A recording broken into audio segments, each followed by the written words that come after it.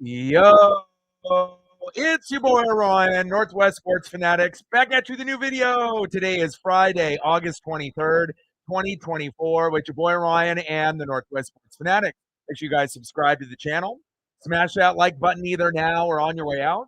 Donate to your boy if you can. Cash App, $ ORION NWSF, or the YouTube Super Chat right here. We got the San Francisco Giants versus the Seattle Mariners. First pitch is going to be here in roughly 3 to 4 minutes. So let's cue up the music, take a look at the thumb, and let's get into the starting lineups. Happy Friday, everyone.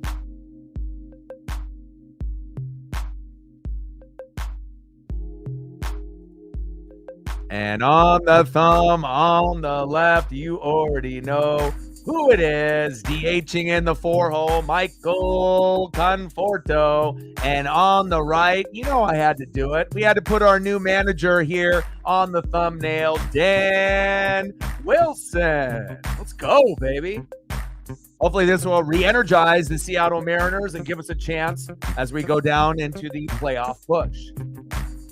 Now let's get into the starting lineups here for the visiting San Francisco Giants.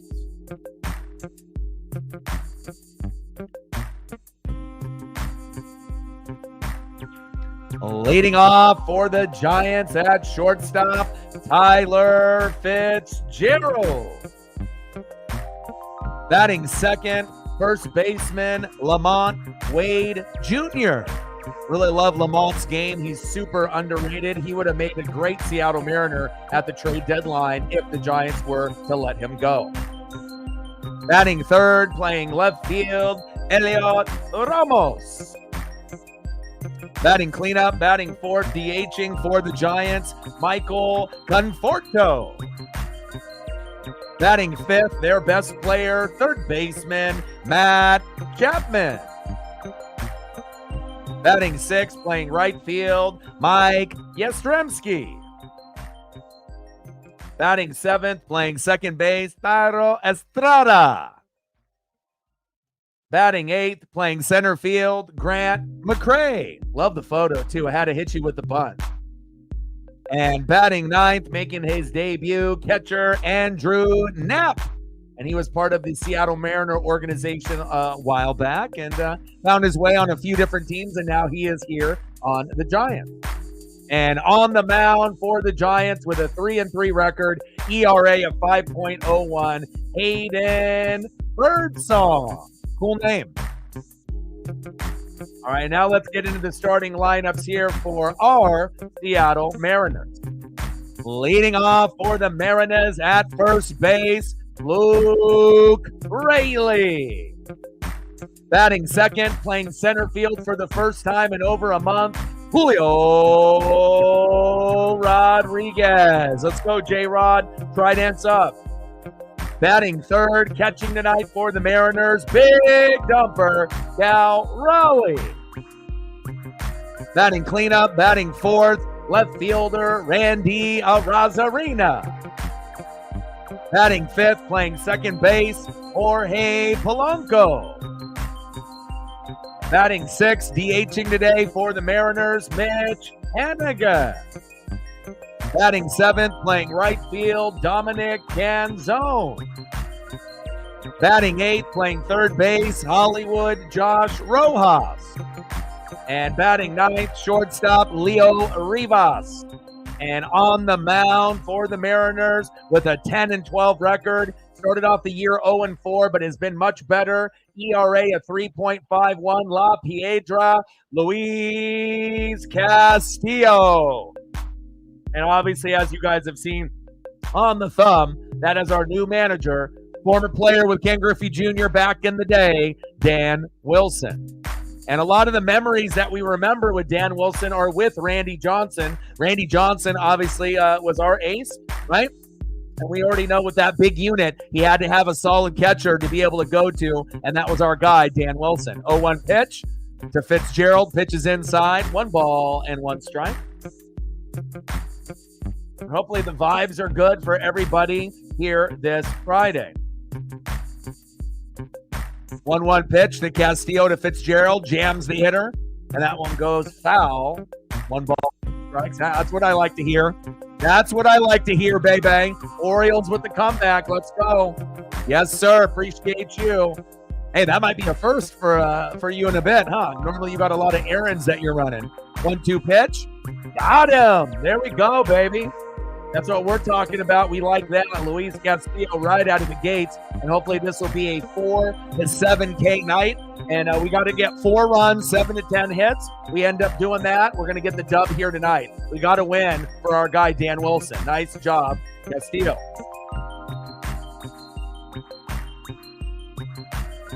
Next up for the Giants, second best player on the team, first baseman Lamont Wade Jr.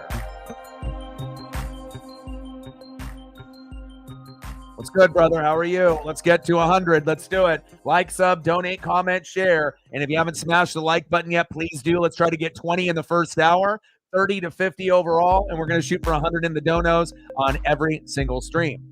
2-0 pitch from Castillo to Lamont Wade Jr. Big swing and a miss behind in the count. 2-1, 2 balls and 1 strike. Let them know. Like, sub, donate, comment, share. If you have a Twitter/X account and want to like and retweet the post, that'll get us more people. But more importantly, smash that like button so that way we can get into the algorithm and the metrics. 2-1 pitch.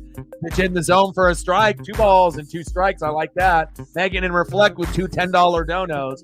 Sorry that you are not feeling it, but I appreciate the support. Stacks on stacks. Racks on racks. A little Cactus Jack bang bang. Let me know what I can do to make things a little bit better photo-wise. And that one is dribbled down towards first base. Foul. 2 balls and 2 strikes. Reflex will match that $10 dono. Now we're at 20, 80 to go.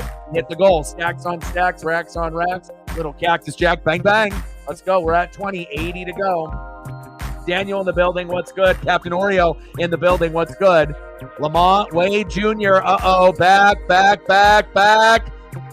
Gone. Wow. Julio tried to rob the home run, but couldn't get to it. 1-0 Giants. My goodness, and that's why Wade is such a good player. He can lead off or be in the 2-hole. And again, he doesn't have a whole lot of power, doesn't have a whole lot of home runs for the season, but you can count on him to be an amazing contact hitter.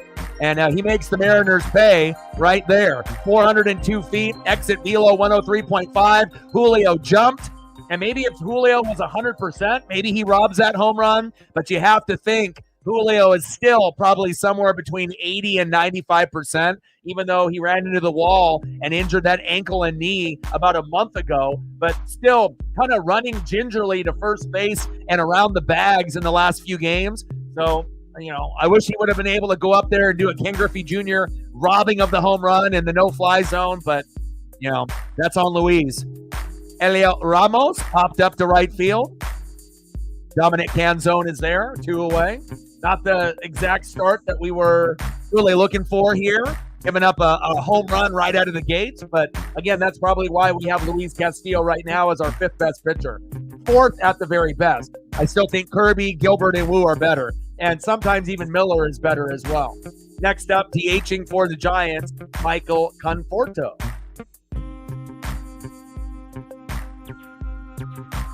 First pitch to Conforto in there for a strike, 237 average, 13 homers, and 51 ribbies. And I was thinking, you know, I got to be able to put up Dan Wilson, you know, on the thumb, but I was going to see, can I find a good enough photo of him first to be able to do that? Not him playing, but as him as like a coach or manager. And lucky, you know, I was talking with Lauren this morning. He's like, man, we got to put Dan Wilson on the thumb. Thought it would be a good move, and here we go. 1-1 pitch.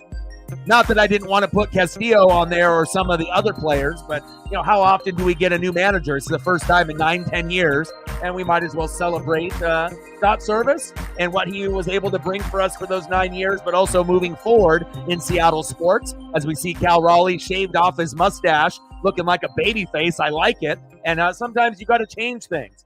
You know, the Seahawks, the Kraken, and the Mariners all went to the playoffs in 2022. All of them, you know, ended up missing the playoffs last year, and we all fired our coaches this year in 2024. But, you know, we'll see if it ends up being for the better moving forward, and I believe it will be for all 3 of those teams moving forward. Top of the first, 1-0 Giants, 2-2 count to Michael Conforto from Luis Castillo. 2-2 pitch, got him. There we go. Hey, he got 2 Ks, but he gave up that home run, so not really ideal, but I guess it could have been much worse. But so far, as far as the Ks are concerned, good job, Luis. Leading off for the Mariners in the bottom of the first baseman, Luke Raley. Batting second, making his debut in center field in over a month, Julio Rodriguez. And we'll see if he gets a hit, how hard he runs the bases, or if he's still running gingerly, and that'll make us decide if he really did have a chance at robbing that home run or not. He definitely was a little bit out of position. He normally makes a play like that, but if you're crowding in center field, just being behind that baseball by a half second can lead to a home run, and that's what happened. And batting third, big dumper, catcher Cal Raleigh, no longer with the mustache or goatee, looking like a baby face, but I like it. Let's go, baby. Let's get it.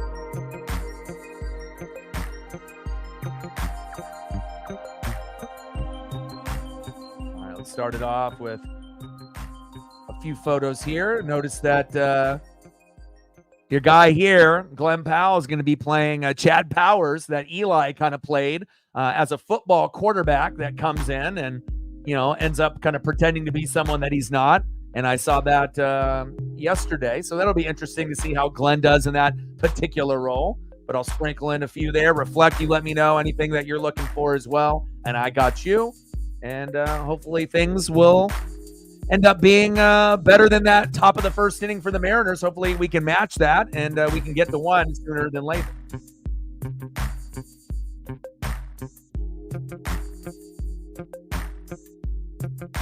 Appreciate you. No Justin Turner, since we have Mitch Haniger DHing, and Haniger has been better in the last 3 weeks. Couple walk-offs, had a home run in the last game. Hayden Birdsong here on the mound for the Giants. Luke Raley, first pitch, pops it all the way into center field. One away, and I know we're going to be more of an aggressive team, and I know that Dan Wilson and Edgar Martinez is going to be the new hitting coach for the rest of the year, and I would assume he'll take that role into next year as well, as long as the family is okay with it. And we are going to see probably Ichiro, in the building here and there, popping in. And obviously Randy Johnson and Ken Griffey Jr. are going to be in the building from time to time, taking pictures, obviously, for their photography careers for the Seattle Mariners. So it looks like we are going to see some of the OGs, that we're used to seeing from back in the day, with a little Edgar, a little Dan Wilson, a little Ken Griffey Jr., a little Randy Johnson, a little Ichiro. Now, not all of these guys are going to be in the building every single day, but just seeing them, sprinkled around, there at T-Mobile and possibly on the road is going to be good, not only for Mariner fans, but for the Mariner players and this Mariner organization moving forward. So let's go, baby. Elliot in the building. What's good? Told you, man, those Padres are deadly. Bottom of the first, 1-0 Giants with one out. Julio in the box, 1-1 pitch from Birdsong into the dirt. 2 balls and 1 strike.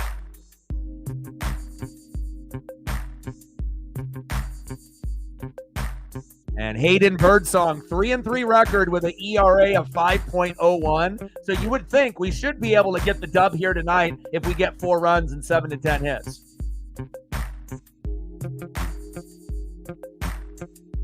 Julio pops that one foul. 2 balls and 2 strikes. And now he's at center field.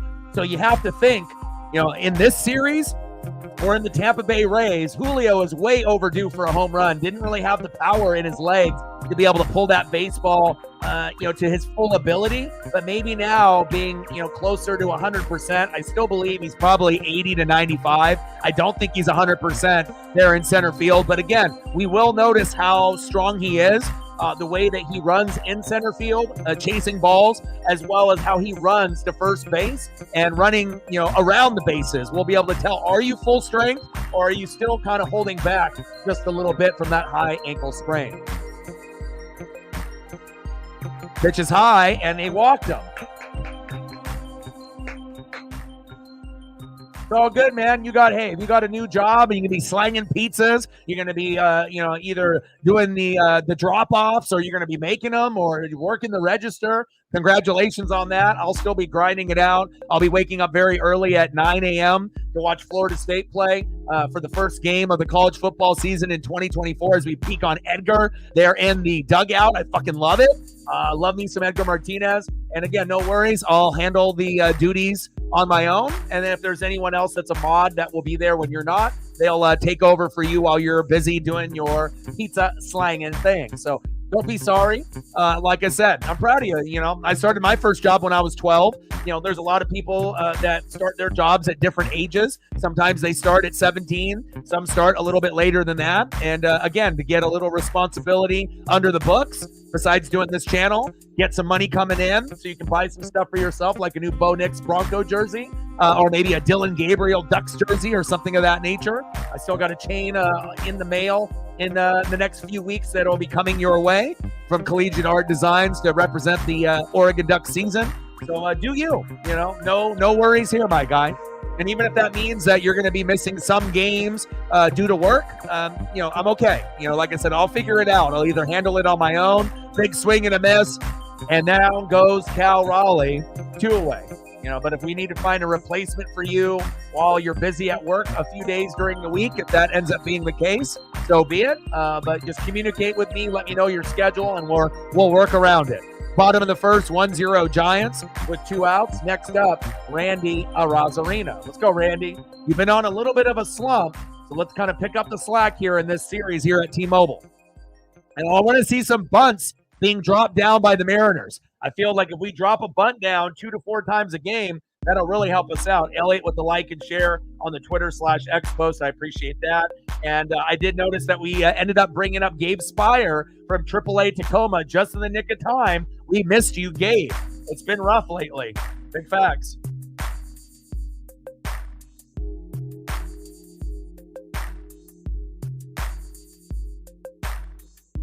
And appreciate Elliot, Megan, True North Trident, Lauren, and Matt with the like and share on the post. And we're at 20, 80 to go. 2-0 count to Randy Arozarena. Throw to first to Julio to keep him on as he's safe.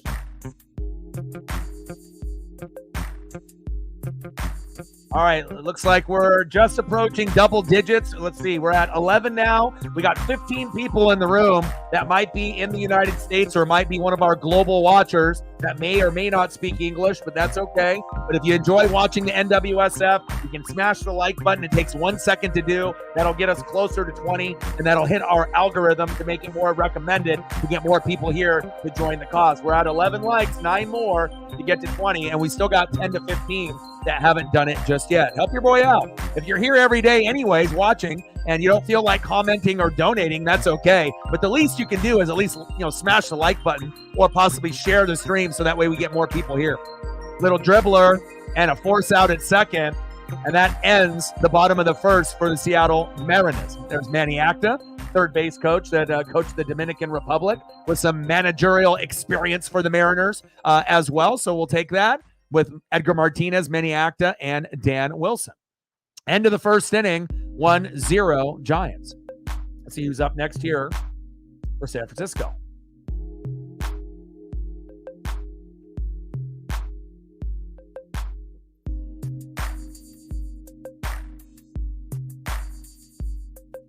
Next up for the Giants, third baseman, their best overall player with hits, RBIs, and batting average, Matt Chapman.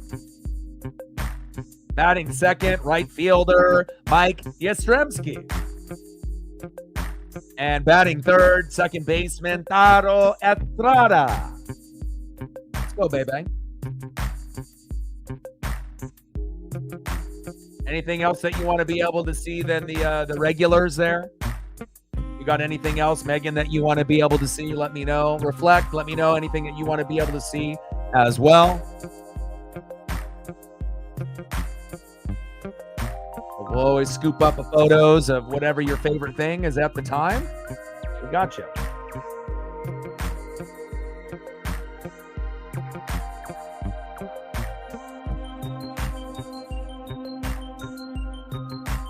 I'll even squeeze in a little Billy the Kid there for you. I got all your files mixed in, so there you go. I got to make some room now. But if anything, Seahawks, Mariners, Kraken, Pete Carroll, Hack, Largent, Ichiro, anything else other than the Anson or Stefan or Glenn Powell, Regula, you let me know and I got you. Let's go, Dan. Let's get it, baby. Yeah, things are definitely looking on the up and up for you guys. I mean, even with your guys hurt, it's a very promising. I know that a lot of teams are not going to want to mess with you guys, especially come playoff time. First pitch to Michael Chapman right down the middle by Luis Castillo for a strike, 0-1 count. The Toast in the building, what's good? He said suicide squeeze. Now that's really specific. Suicide squeeze, you might get that like once a year or once every 2 years. But bunting, that's something that we can do 2 to 4 times a game and move guys over. And if the throw is wild the first, you might end up getting a double out of it. So I feel with our, strikeout woes and our batting average woes, but I did look into the stat line. We are no longer the number 1 strikeout team in baseball. Our numbers have flatlined a little bit since getting Victor Robles, who's injured right now, Randy Arozarena, as well as Justin Turner. There's quite a few teams that have more strikeouts than us at this point, but, a couple weeks back, a month, 2 months back, it wasn't looking pretty good. So batting average is still, obviously at the bottom, but hopefully it'll improve with this Dan Wilson. Rojas is there. There we go.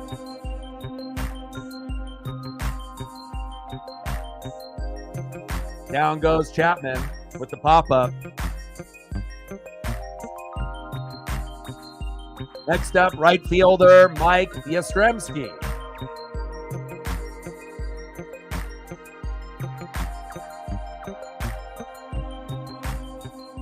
Yeah, that'll be something you'd have to look up on Google, Toast. Look it up and educate us. Let us know when the last time Mariners successfully completed a suicide squeeze bunt.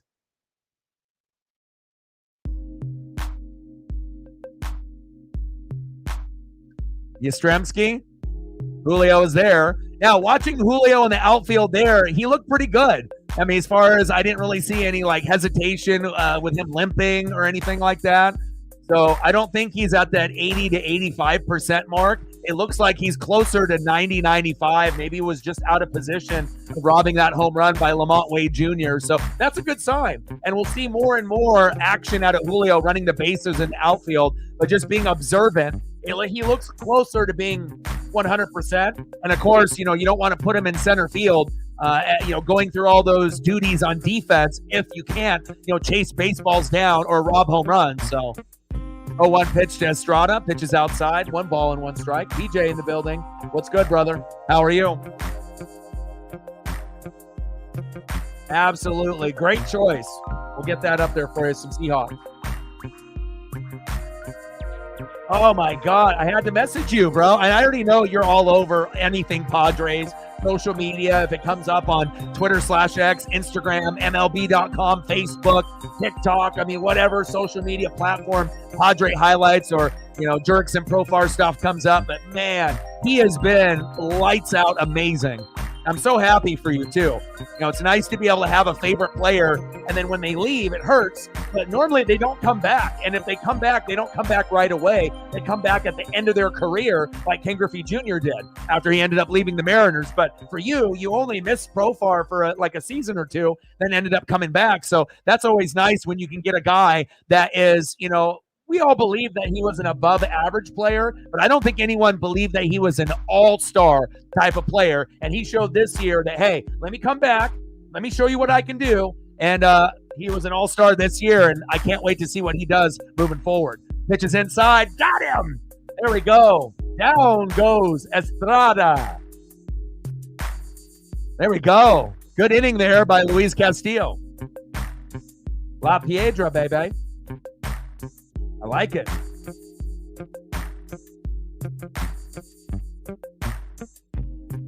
Let's go to the bottom of the second.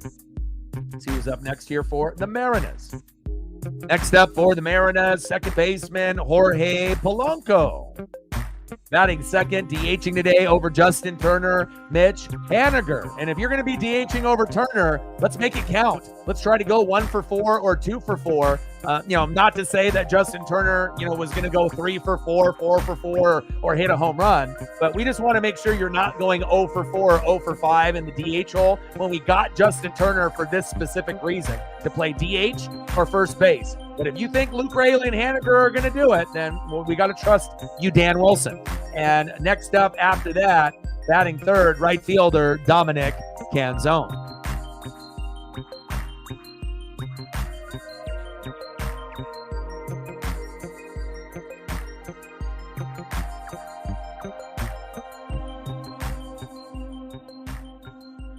Like, sub, donate, comment, share, help your boy out.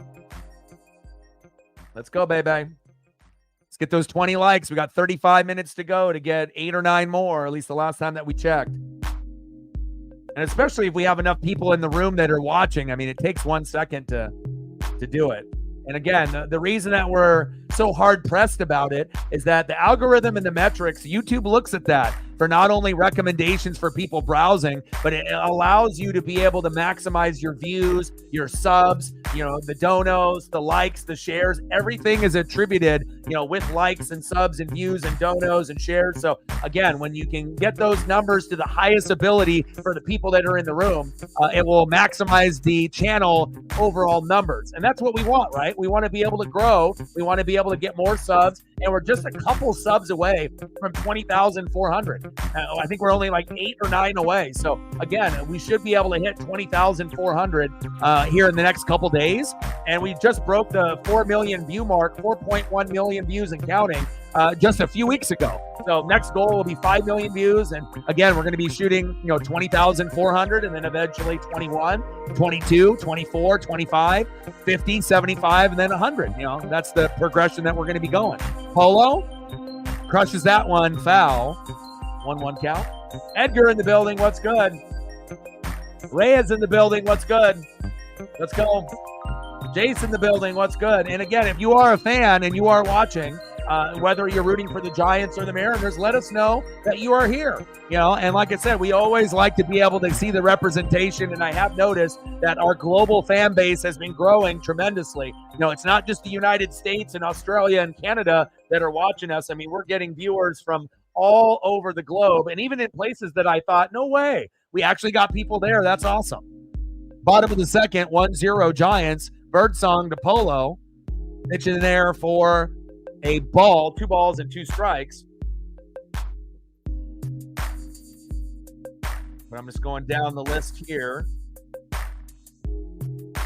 United States, Japan, India, Dominican Republic, Mexico, Venezuela, Canada, Nepal, Philippines, Bangladesh, Australia. And that's just to name a few. 2-2 pitch. That one chop foul. Yeah, if you follow me on social media, like either on Instagram or Twitter/X, I can send you a link if you want to be able to watch the game and then watch me on the broadcast as well. Or if you decide that you just want to watch the game and not watch me, you definitely have the freedom to do that as well. But if you are looking for a link to watch the game, I do have one. I actually have 2. So, bottom of the second, 1-0 Giants. Birdsong, 19 pitches in. 3-2 count to Jorge Polanco. I mean, I just want to make sure that everyone can watch the game if they really want to watch. I mean, it's always nice when you can listen to someone call the game or the radio. But sometimes visually being able to watch what happens is always nice too. So I'm for the people. That's what I do. Polo strikes out on a pitch at the knees in the dirt. Birdsong with a wicked pitch. Polo, you got to be more disciplined and swing at that garbage, my guy. 1 away. Next up, DHing for the Mariners, Mitch Haniger. Come on, baby, play with some electricity since we're going over Justin Turner. So again, we know JT can play, obviously, DH, and then we know he's 39. And Haniger has been good as of late. Couple walk-offs, did have a home run in the last game. So, as a pinch hitter. So we'll see if he can carry over that momentum here tonight with our City Connects. Check swing. 2 balls and no strikes.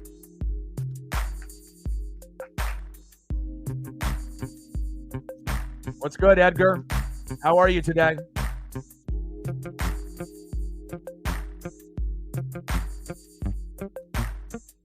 I do have a feeling that we're going to win today.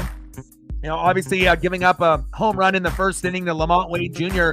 was not ideal, but this is not the Dodgers. So again, you know, this is a team that we should be able to compete with. They have a similar record to us. You know, we're floating around 500. We need this. We're desperate. You know, we fired, Scott Service. And again, when we went on that big slide, to make this move, in the middle of the season or late in the season is not really common. But again, we are still in the thick of things. If the Astros can start losing and we can get on a little bit of a win streak, we might be able to make the 6th spot as a wild card. I don't think we're going to win the division anymore, but we could end up getting 2nd place and getting a wild card maybe. But it's still looking kind of bleak. Popped up by Haniger, 2 away.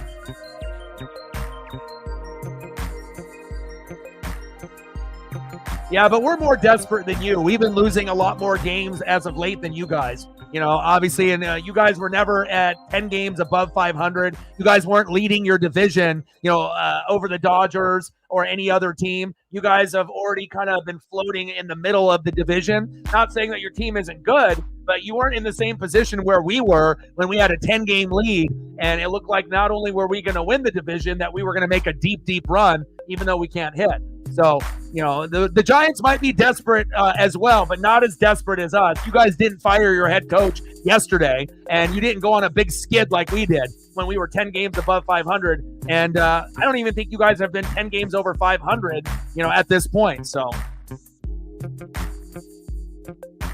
hey, you guys were at one point with Madison Bumgarner and Buster Posey. That's how you end up being better than the Dodgers. So that solves the question right there. I've been following baseball since 1985. How are you supposed to be better than the Dodgers? You get better players, and they ended up having a coach that ends up getting it done like Bochy. Bottom of the second, 1-0 San Francisco. You're not going to be able to be elite forever, but in those few years when you ended up having, Madison Bumgarner and Buster Posey, you guys dominated the Dodgers, and it's something that not many teams can say that they can do or have done in the past. End of the second, 1-0 San Fran. Britt in the building. What's good? See who's up next here for the Giants.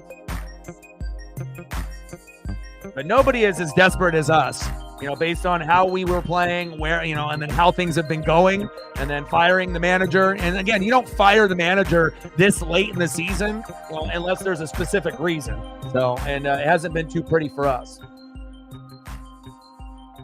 Next up for the Giants, center fielder Grant McCray. Love this bunting photo. Batting second, catcher Andrew Knapp making his debut. And batting third, back at the top of the order, shortstop Tyler Fitzgerald. Let's go, baby.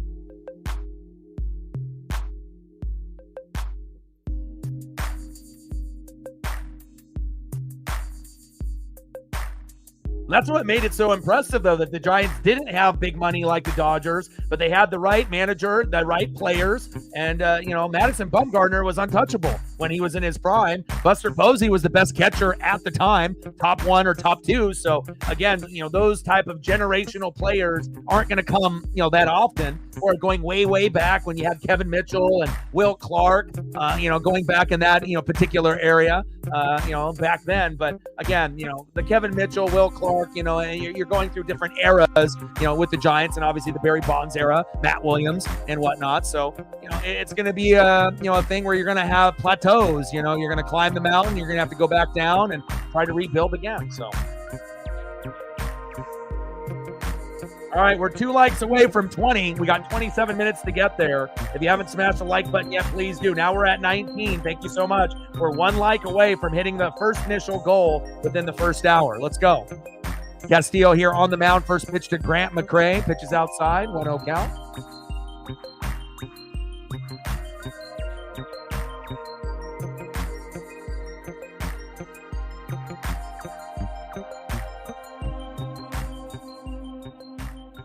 Yeah, and again, if there's going to be a team that's going to be coming out of that particular division, no offense, but it's not going to be the Giants. We already know the Dodgers are the best team, but the Diamondbacks and the Padres are deadly. I feel like those are like the sleeper teams. If they get hot at the right time, they may be able to make an appearance and go a little bit further than people think. And we saw what the Diamondbacks did last year, right? We didn't think that they were going to go that far with Corbin Carroll. So, there's different levels to this game of baseball, right? Where either you're a contender, you're a pretender, or you're just kind of staying afloat. So, top of the third, 1-0 Giants. 2-2 pitch from Castillo to McRae. Got him, baby. 4 Ks already. We like that. Nice job, Luis. We were thinking 4 to 7 Ks, but you're pacing for 8, 9, or 10. Let's go.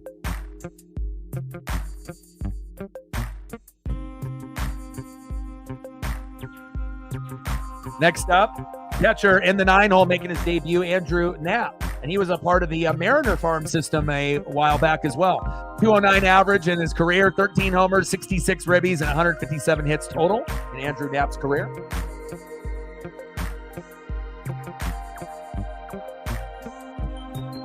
Big swing and a miss behind in the count, 0-2. I mean, Ichiro, I don't think necessarily has a title, obviously married and, doing his own thing, but you'll see him pop in, into the ballpark, whether he's living in his home in Japan or if he's living in his home in Seattle. But whenever he is in Seattle, it seems like he ends up making a trip to the ballpark. And why wouldn't you let a guy like Ichiro come in there and try to help Edgar Martinez with some hitting drills, right? Or throwing drills, whatever's needed, defense or offense. Popped up into left fielder Randy Arozarena, 2 away. But again, you're going to see Randy Johnson and Ken Griffey Jr. with their photography careers, being, spotted here and there. Probably not as often as maybe a guy as like Ichiro. And then obviously Edgar is going to be the hitting coach for the rest of the year, which they ended up firing their current hitting coach with Scott Service, which was probably a smart move. And then we'll see where it goes here with Dan Wilson, the former catcher, of the Mariners. He was our best catcher until we ended up getting Cal Raleigh. So Megan with a 5er. Stacks on stacks, racks on racks, little cactus jack, bang, bang. You ladies and Glenn, huh? I see you. $5 holla. We're at 25, 75 to go.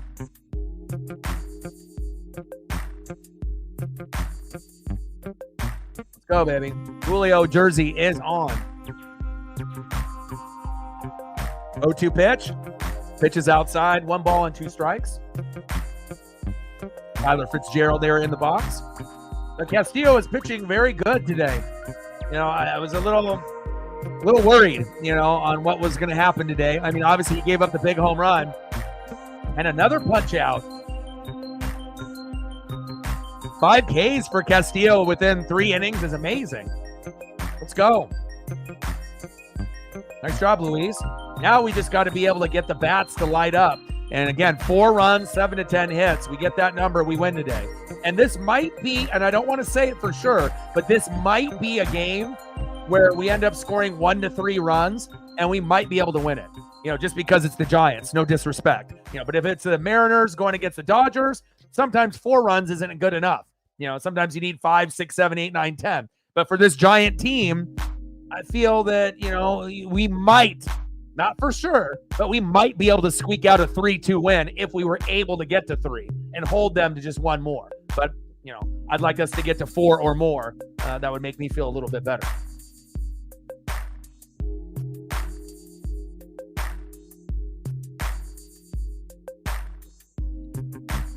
See who's up next here for the Mariners. Next up for Seattle, third baseman, Hollywood Josh Rojas. Batting second, shortstop, Leo Rivas. Show me a bunt, Leo. And batting third, 0 for 1, first baseman, Luke Raley. Show me a bunt, Luke. They wouldn't expect Luke to drop a bunt down. I mean, you could literally drop a bunt down with all 3 of these guys. Do it. Let's get on base, baby.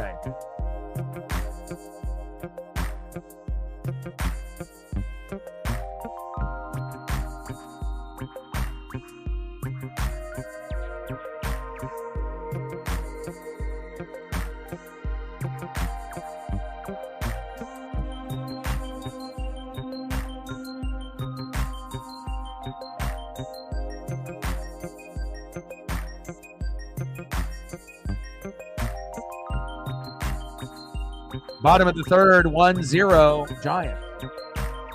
I'll have to be able to go through some of the files. I didn't label them on accident, so I'll just have to go see what I can find of him once we get into the next commercial break. Bottom of the third, 1-0 Giants, 1-0 count to Hollywood Josh Rojas. Oh, Britt loves the eye candy. 227 average, 7 homers, 24 ribbies for Hollywood Josh Rojas. Pitches in there. Wow, really? Outside of the zone, but called strike. 1 ball and 1 strike to Rojas.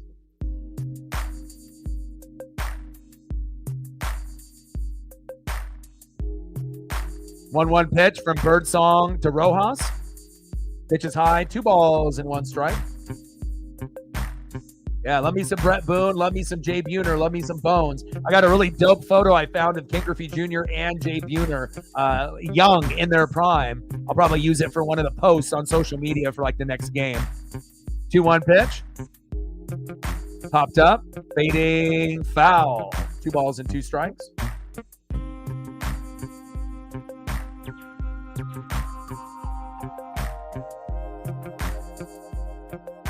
Who do you root for on the NHL side, Jace? Who's your NHL team? 2-2 pitch. Pitch is high, out of the zone. 3 balls and 2 strikes. Yeah, Birdsong looks super young. I was about to say that as well.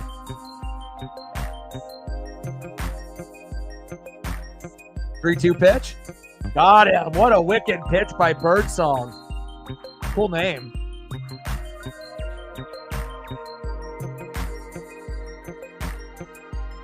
All right, Hayden. 3-3 record, ERA of 5.01. Luis Castillo's got 5 Ks. But Birdsong right on his heels with 4. A little bit of a pitching duel so far.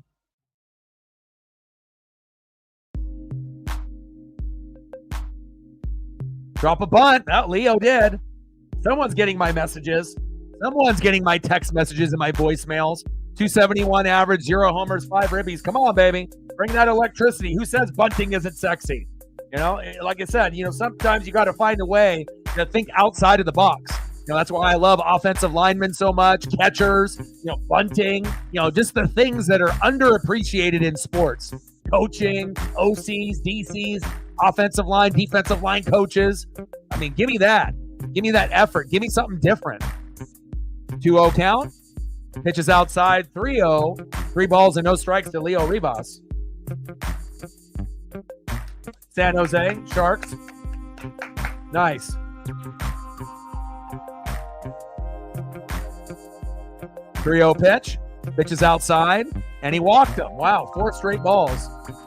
But we'll take it. Just as good as a bunt, down the third baseline. We'll take it.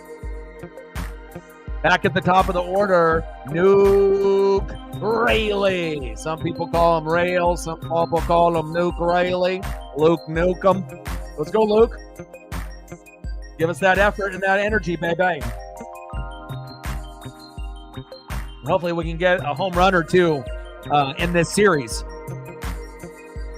When things are really going well for the Mariners and when they typically have 2 to 4 home runs in the game, but some matchups it's just going to be hits and RBIs. So hopefully we can find a way to do a little bit of damage, not only in this game, but in this series. Bottom of the third, 1-0, San Fran. Runner at first with 1 out, 0-1 pitch from Birdsong to Luke Rayleigh. Pitch is outside, 1 ball and 1 strike. C. Smith in the building. What's good? Hell yeah, I love John Olerud. I love, Tino Martinez, even if it's only a guy that was there for like a little bit.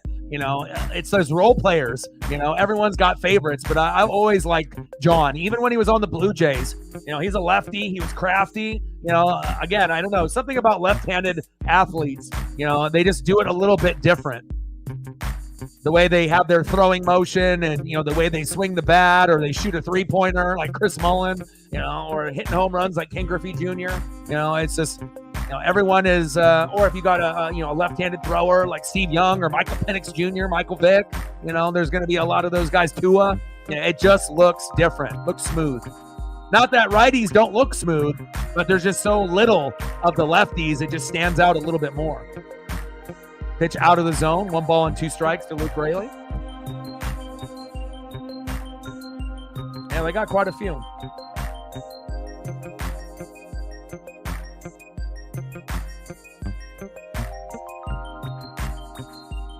Pitch inside.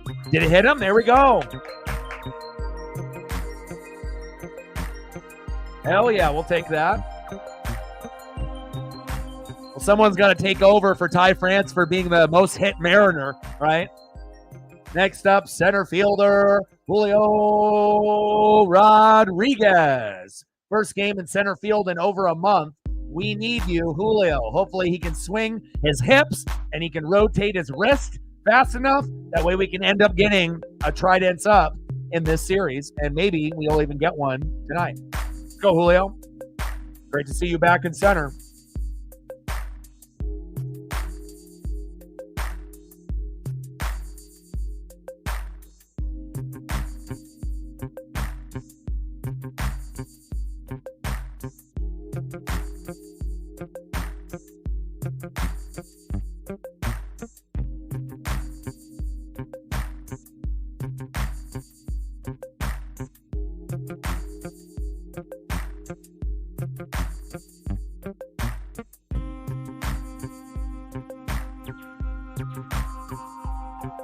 I'd love if we could get, I don't want to, it's like I said, it's not like we're a home run hitting team, but when things do go right for the Mariners, it's usually 2 to 3 home runs. And it would be really nice if we could get it here because we got 2 guys on, right, to make it a 3-1 game. Julio is overdue.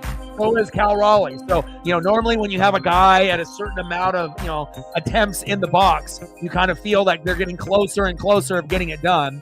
Popped up into right field, but not the distance. I just feel with Julio, he doesn't have enough power yet in those legs, to be able to, move those legs, move the hips, and, and obviously to be able to have those wrists move at the proper time. But if you've been noticing in the last few games, he's been getting closer and closer to hitting a home run. He's even been as close of bouncing it off the wall and missing it by about 2 feet. So I feel like at some point, maybe not tonight, but in this Giant series or in the next series against the Rays, we probably will see a Julio home run. And now we got Cal Raleigh, babyface, right? Shaved the mustache, shaved the goatee.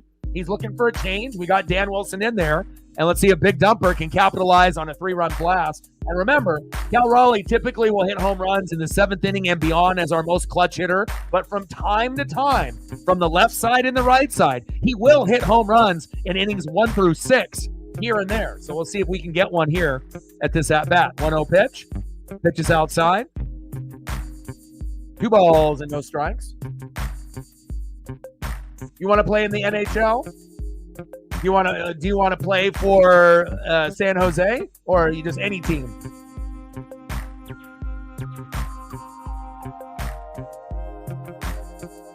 Two-0 pitch.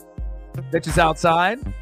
Called strike, but definitely was a ball. 2 balls and 1 strike. That ump needs glasses. My God, a foot off the plate. The closest thing that I've gotten to playing actual hockey, since we live here in Oregon and I don't live in Michigan where I can get on ice. From all the storms, the snow in someone's backyard. Pitches inside, 3 balls and 1 strike. That I ended up dating a girl years ago that was into hockey and things of that nature. And so I ended up getting a set of high-end rollerblades, and we did street hockey. And got a bunch of sticks, and a bunch of glow-in-the-dark pucks. Had a bunch of the kids in the neighborhood, going after it. Had a couple nets. For obviously the goals. It was fun, and I never did rollerblades up to that point. But street hockey was a lot funner than I thought it would be, especially if you know how to skate around and pass and shoot, and you actually have people that are passionate about it. It did take me a little bit, because I never did really do roller skating or rollerblades like a lot of my other friends did. I was more video games, basketball, baseball, football, and whatnot. But that's always cool, man. You got to have dreams. You got to have goals. Bottom of the third, 1-0 Giants. Bases loaded for Randy Arozarena. First pitch to Randy for a ball, 1-0 count. No home run by Cal, but we might get one later in the game. Next up, left fielder Randy Arozarena. He doesn't really hit home runs that often. And if you've seen most of his at-bats for the Mariners, he has been, a lot of like bloopers, a lot of stuff into the infield, a little slow roller to third, the shortstop, the second to first. A lot of his hits don't get past the second baseman, third baseman, or shortstop. But if they do, you might be able to get it to roll to the wall. But anything that we can get here would be great. I mean, right now it's bases loaded. We're in the bottom of the third, 1-0 Giants. Don't strike out. And one pitch. Check swing. Did he go? No, he did not. 2 balls and 1 strike. Ana from Mexico in the building. Okay. Edgar. We got a couple. And again, our Mexico viewership has gone up quite a bit. Yes, you are. 3-1 count. 1777 memorabilia.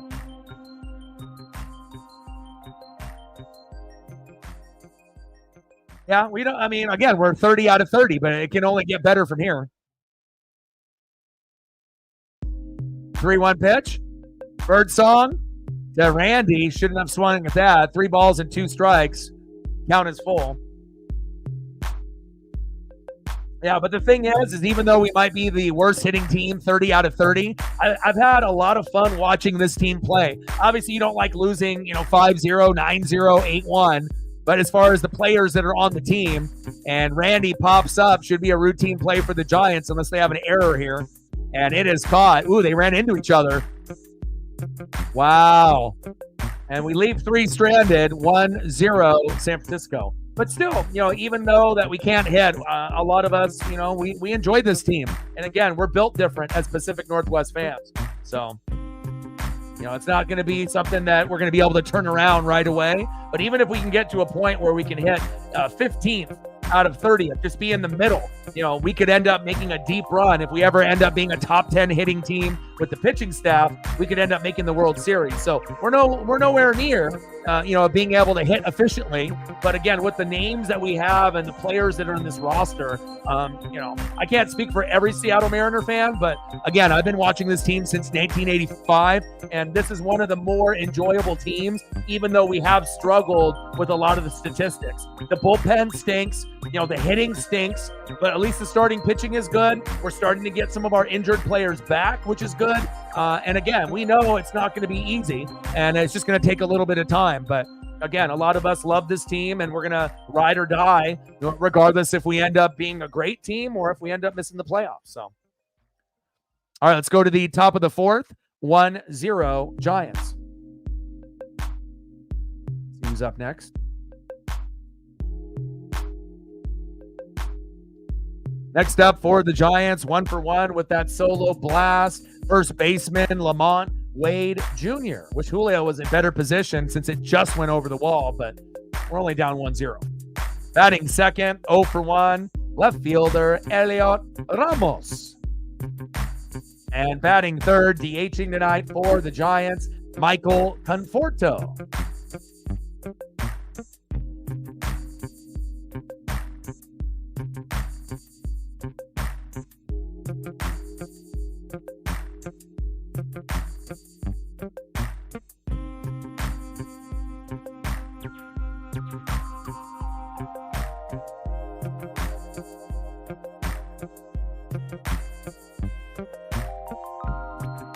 First pitch from Castillo to Lamont Wade Jr. 0-1 count. Found another one there for you, ladies. Handsome fella. Pitch outside, behind in the count 0-2. Wow.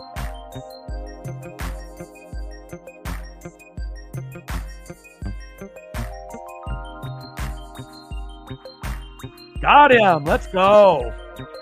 This is a great game by Castillo. We haven't seen him pitch like this in a minute. He's got the control. He's got the speed. He's not all over the place. Him and Cal are calling a great game so far. Nice job. 1 away.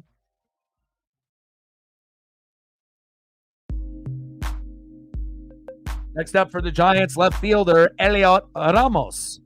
Chopper right up the middle. Uh-oh. Throw to first. Got him. Oh, he missed the throw. Shit.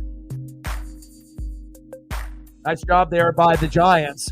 And we were a little discombobulated there on who was going to get the ball and who was going to cover first. And throw was a little bit off to Luis Castillo there by Luke Raley. Maybe if that's Justin Turner, it's a little bit more accurate. But again, hard to be able to catch a ball while you're running at the same time and trying to get your foot on the bag. And we don't want Luis to end up getting a twisted ankle just to try to get it out at first. So next up, DHing for the Giants, Michael Conforto.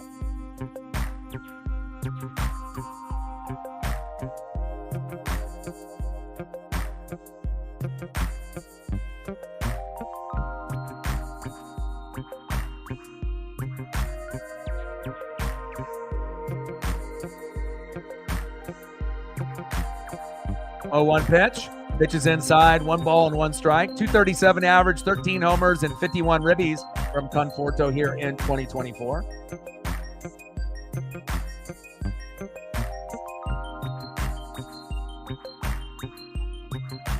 Felix, the perfect game. Randy Johnson. Uh-oh, back. Gone. Unbelievable. Michael Conforto.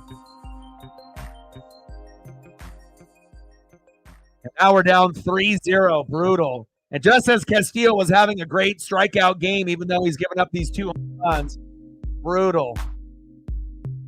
And I always end up putting guys, I feel like, on the thumb when I feel that, things are going to end up happening. Obviously we got Dan Wilson, our new manager, but I got to stop putting these guys on the thumb that I know are going to have a good game, because it seems like it always gets us. Golly, nice home run by Conforto. And again, we're still going to need that, that same kind of number. 4 runs, 7 to 10 hits. Brutal. Come on, Castillo.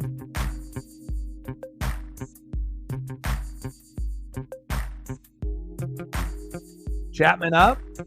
That one chopped foul, 1 ball and 1 strike. Yeah, Bosio as well.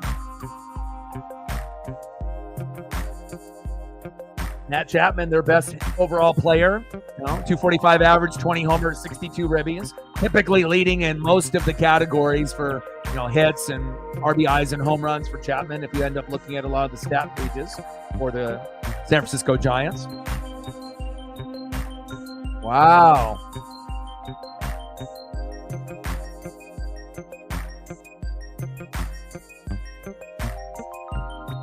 Iwakuma.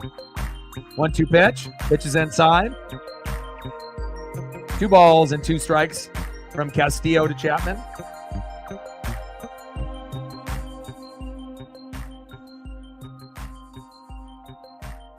Two pitch. And I feel like Castillo, normally gets like the most home runs hit against him. But again, he started off 0-4 and he's 10-12 now. So obviously 10-8 since the 0-4 start. But it's just, man, he can't catch a break. Strike 3 called. It kind of sucks because he's got 7 Ks and we can't even celebrate it if he ends up getting like 10, 11, 12 Ks because he gave up 2 home runs and we're down 3-0. So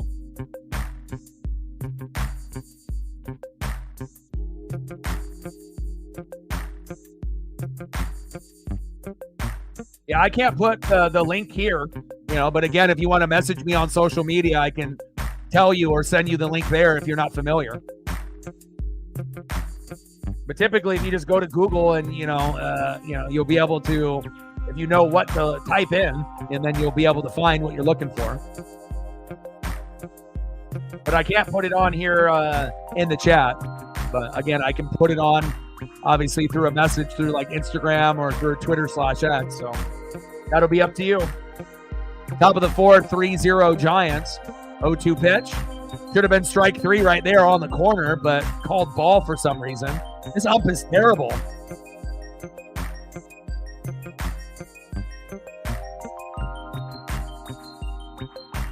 Next up in the box is Mike Yastrzemski.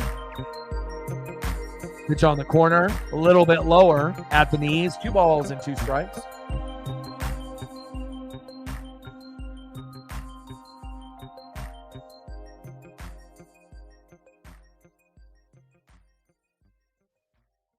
Yeah, well, I could have already told you that. Throw to first, got him. We keep putting him as the starting pitcher of opening day.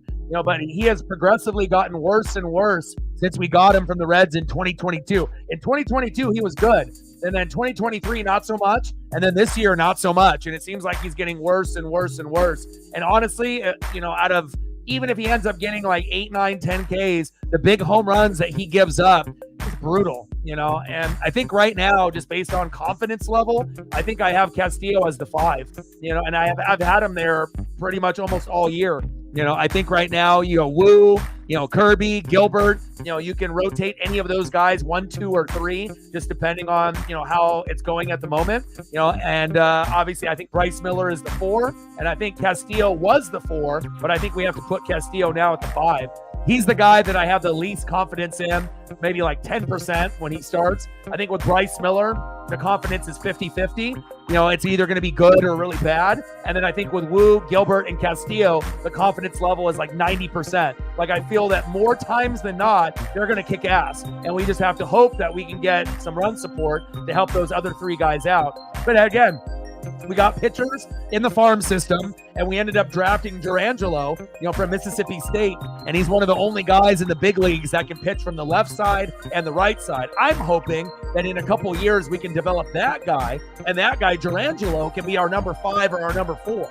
Or if he's really, really good, hell, he might be number 3, maybe number 2, who knows? Especially if you can pitch from both sides of the plate. It could be a real game changer for strategy, not only for the Seattle Mariners, but how all the teams react to us when they play us. So we'll see where it goes. We're at 25, 75 to go. Brutal, man. And again, it's just with those amazing Ks, everything kind of goes out the window now because you gave up 2 big home runs. Just what a damn shame.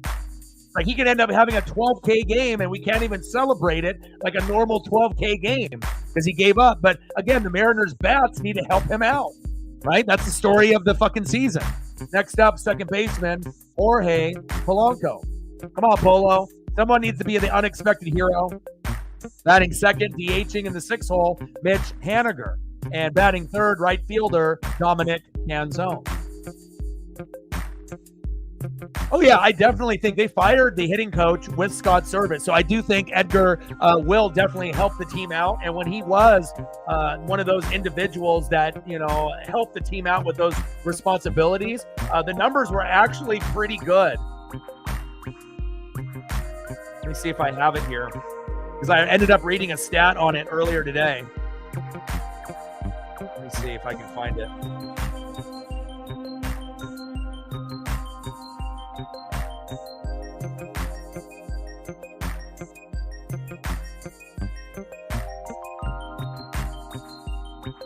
I wonder if I liked it or if hopefully I liked it. I hope I did.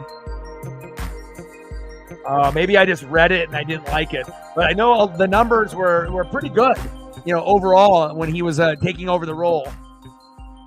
But again, he's, he can only do so much. These players, either need to change their technique, watch more film, or work harder in BP, in batting practice, Baseball is one of the hardest sports to play. Hitting a baseball is one of the hardest things to do. So, again, but we shouldn't be 30 out of 30.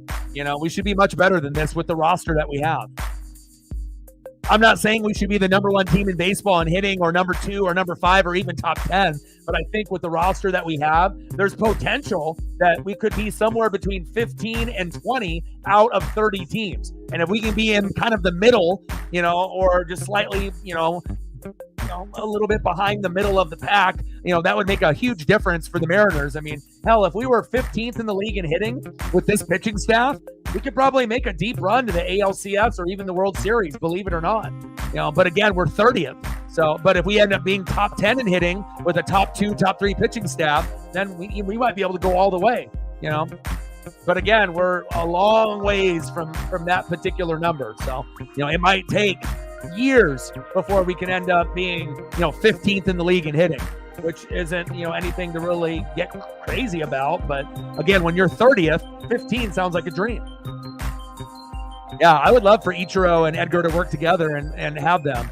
or even have Ken Griffey Jr. come in and Randy Johnson come in. Just bring in all the guys that were legends, but some of them have families and jobs and careers and things where they may have other obligations. But even just getting Ichiro, which seems like he has got a little bit more free time than Griffey and the big unit Randy Johnson with their photography careers. If we could just get Ichiro, there every day, if his wife was okay with it, then I think that would really help us out.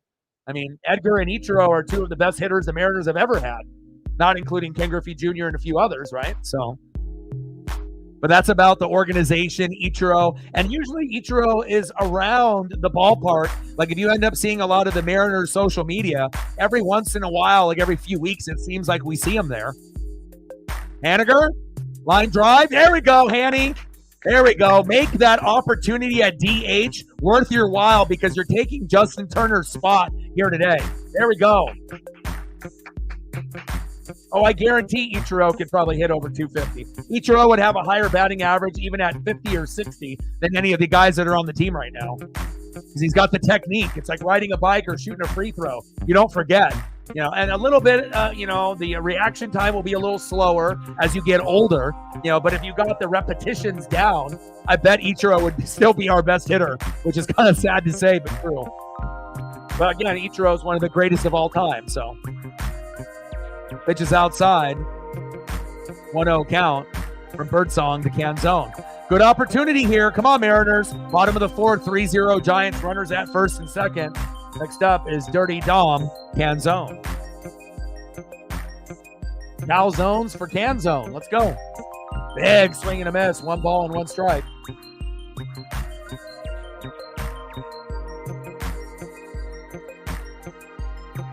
Yeah. And also, guys like Ichiro take care of their body, after baseball is done. Maybe not in game shape, but a lot of these athletes, they'll start drinking beer and partying and then they blow up and gain a lot of weight and get fat. But certain guys, are going to be around the same weight, and it's all about the technique. But I would love, it would be awesome if we could end up making Ichiro like an everyday employee for the Mariners. I guarantee things would get better for us. And if I was the Mariner organization, I would be reaching out. It's not like Ichiro doesn't like Seattle. He likes Seattle more than any other team he played on. We've seen him on the Marlins, seen him on the Yankees, but he's got more of a connection to the Mariners and the Oryx Blue Wave in Japan than any other team. Bottom of the fourth, 3-0 Giants. Runners at first and second with no outs. 2-2 pitch. Canzone. Flied out to left. 1 away. Come on, Mariners. Canzone is overdue for a home run as well. So it's Julio, Cal, and Dom. Someone's got to break through. Next up, third baseman, Hollywood Josh Rojas. Can we get an RBI, please? Can we get a home run, please?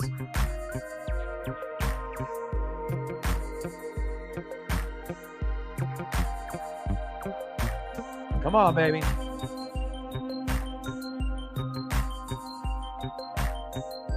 No, because it'll be too expensive. And we already have a lot of farm guys, that we could be calling up. Instead of getting guys like the Jorge Polancos and the Mitch Garvers, spend the money on pitchers in the bullpen. $10 million a year, for 3 different guys. That's money better spent, to have a 6th inning pitcher, a 7th inning pitcher, an 8th inning pitcher. Matt Brash will be back next year. We'll still have Andres Munoz instead of wasting money on positional players that will probably come to the Mariners and suck ass. We already got Lazaro Montez. We got Harry Ford. We got Cole Young. We got Colt Emerson. We got plenty of guys that we can bring in. I don't want to trade those guys away. And again, I think Vlad would be too expensive. Now, would Vlad look good in a Seattle Mariner uniform? Of course he would. Lined out to left. Rojas 2 away. But I think it would just be too much, for what we're looking for.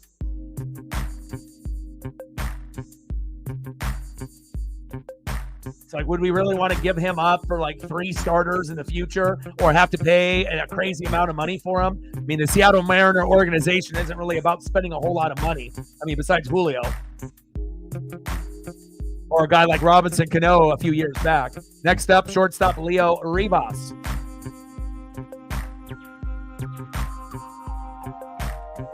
I mean, if we could end up getting a guy, like a Cody Bellinger, a Bo Bichette, a Vlad Jr., all the guys that were rumored to come to the Mariners in the trade deadline for cheap, then maybe, but again, none of those guys are going to be cheap, especially Vlad. Vlad is probably going to be the most expensive out of all the names that didn't get moved in the deadline. And Pete Alonso's old as shit, and I don't want him, So Vlad might be the best player that would be a great fit for Seattle, but I just think that it would be, it wouldn't be worth it. And he might be doing really hot, after the trade deadline on Toronto. But we have a reputation of, for whatever reason, there's a little bit of a Mariner curse where when players are on other teams, they play really well. Oh, he's batting .320 and he's got 33 home runs. And then he comes to the Mariners and he bats .220 and he's got 11. And we're like, what the fuck did we do? So again, we just got to be able to find the right guys at the right price at the right time. Easier said than done. 1-2 pitch to Rivas. Pitch is inside. 2 balls and 2 strikes, which could have been a strike 3. Can we drop a bunt down, please?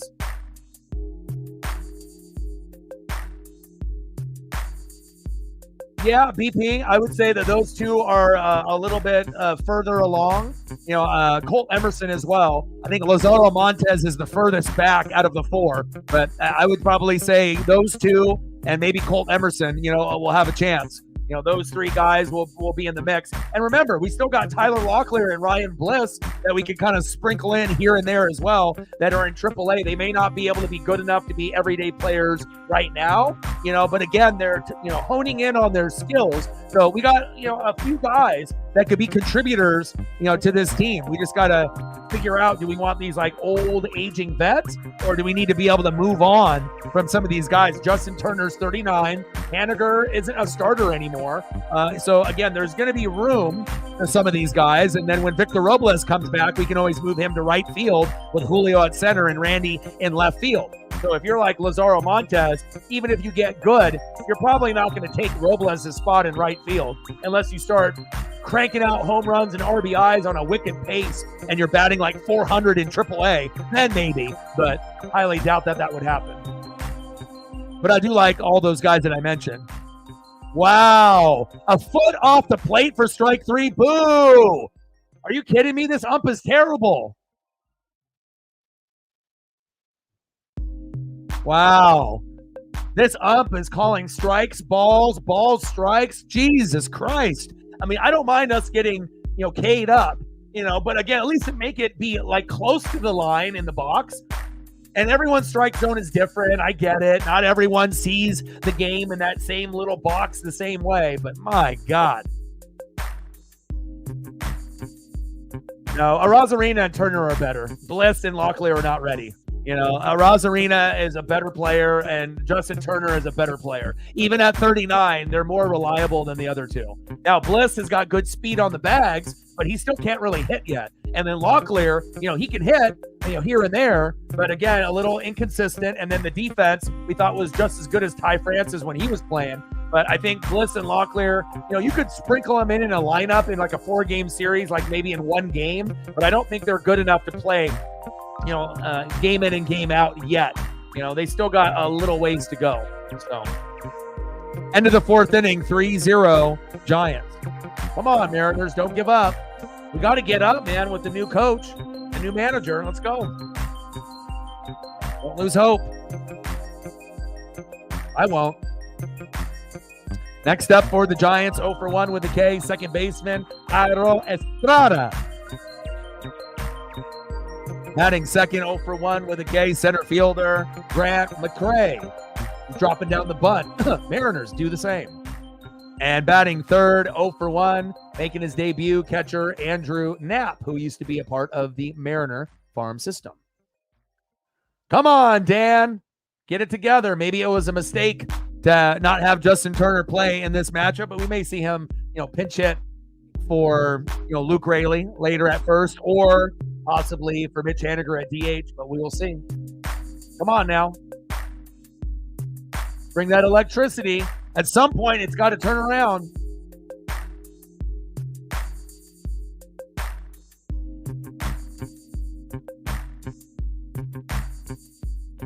Yeah. I mean, robo ump, at some point, or or having an ump that's physically there, right, with the box, but also having like a robo score, like a scoreboard behind the plate, or on the big screen, like right behind where it has the T-Mobile Park, bricks. If we ended up having, or to the right of it, if we ended up having like a graphic come up there with like a robo ump, so that way they could just turn around and look to see like how off it was, and then you could go through challenges. If you need to end up calling, New York or LA, or if there's going to be like a room that they can discuss it with a bunch of like former umps to get the calls right. Whatever needs to take place, but not having a physical ump, I don't know if we're ever going to see that, even though I know there's been rumors and talks about it. And then we would have to hope that if we have a robo ump, it doesn't get like hacked, and all of a sudden like balls are strikes and strikes are balls, and it's all like the algorithm is all fucked up, and then we're right back where we started with bad umping. If it ends up getting hacked, or if they end up not calling the zone correctly, if something happens with the computer system itself and AI, right? So AI could be good, but I think I would want both, because I still like the human element of like an ump, getting yelled at, and a manager getting in his face and pointing a finger right on his forehead, and they can talk shit back and forth. I kind of, I don't like when the umps, call bad games, but unfortunately we see bad calls every single game. But at least we don't have Angel Hernandez anymore. But you kind of still feel his presence with some of these other umps, sad to say. Estrada. Canzone is there. One away.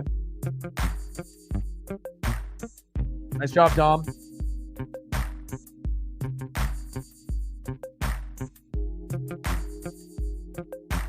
Next up for the Giants, center fielder, Grant McCray. And as soon as I saw that they had a photo of a bunt, I'm all over that. Come on, Mariners.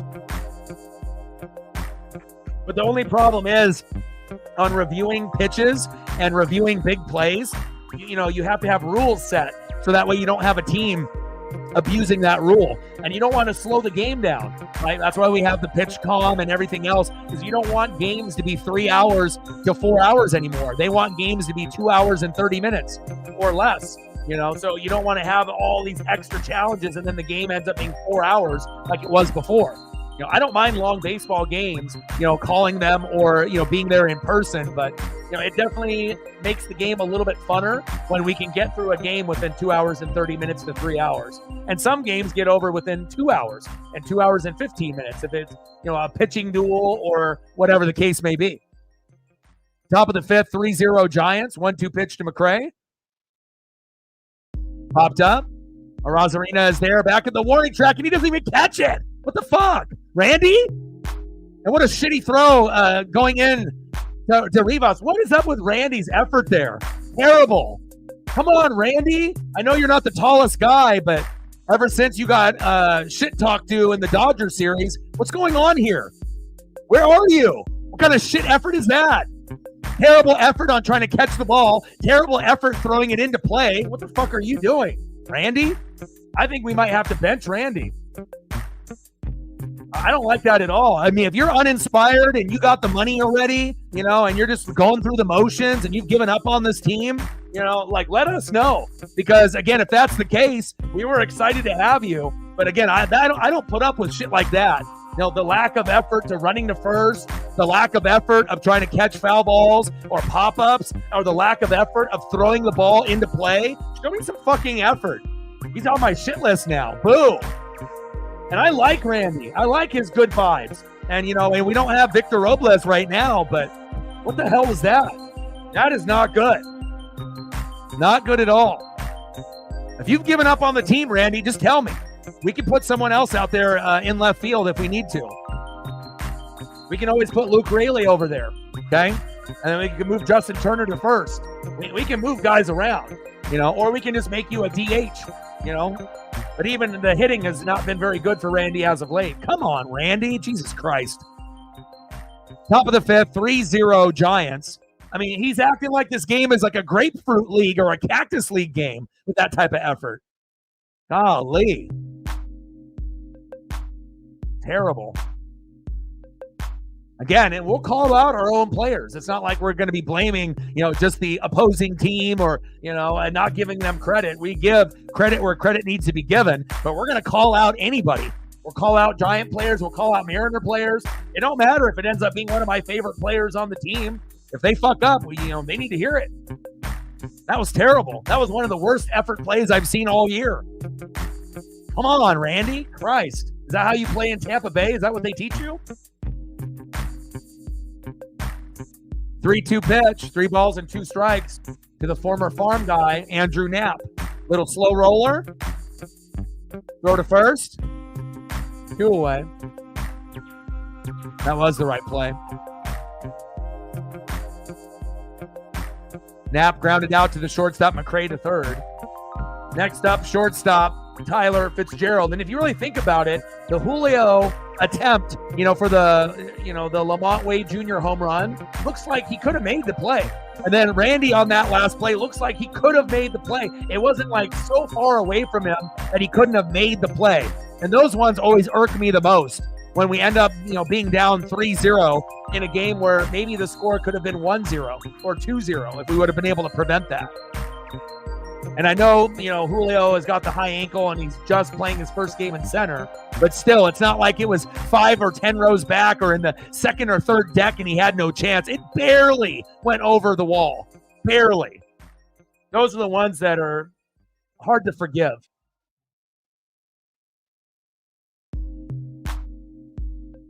Top of the 5th, runner at third, 2 outs, 1-1 pitch from Castillo to Fitzgerald. Big swing and a miss. 1 ball and 2 strikes. Like, sub, donate, comment, share. If you haven't smashed the like button yet, please do. See where we're at on the likes. I haven't checked in a minute. All right, we're at 24. We need 6 more to get to 30. If you haven't smashed the like button yet, please do. Now we're at 25. Now we need 5 more to hit the goal. Let's go, baby. We're at 25. 5 more.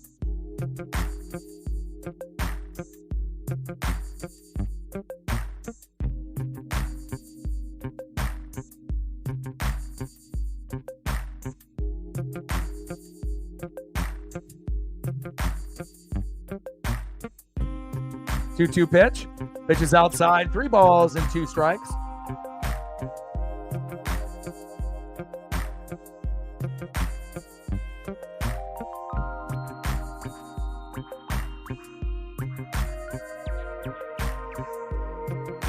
Three-two pitch. Got him. He is on tonight besides the 2 big home runs. Nice job, Louise. It sucks that you ended up giving up those 2 home runs and we can't hit. If we could hit, it wouldn't be as bad and we could celebrate your Ks a little bit more, based on the game that you're having. But it kind of gets pushed to the side when you give up 2 home runs.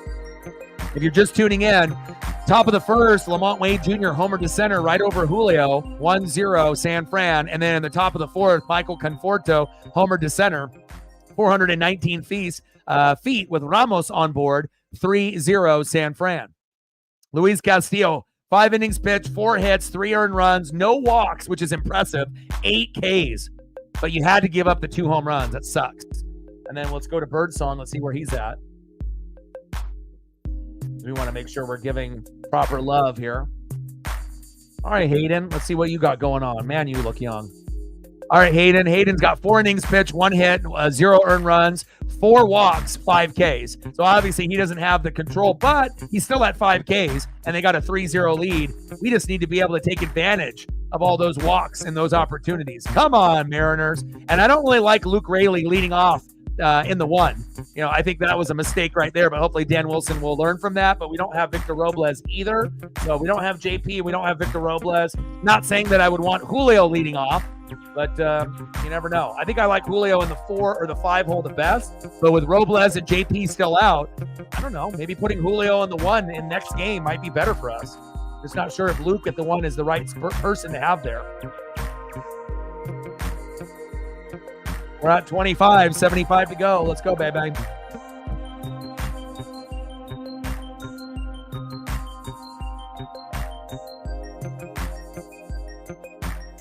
Next up for the Mariners in the bottom of the 5th, first baseman Luke Raley. Batting second, center fielder Julio Rodriguez. And batting third, big dumper Cal Raleigh. Can we get some home runs, please?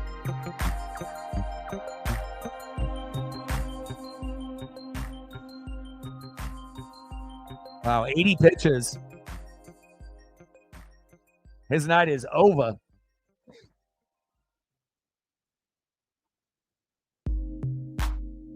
Sean Jelly. Hopefully we can get a little bit on Jelly.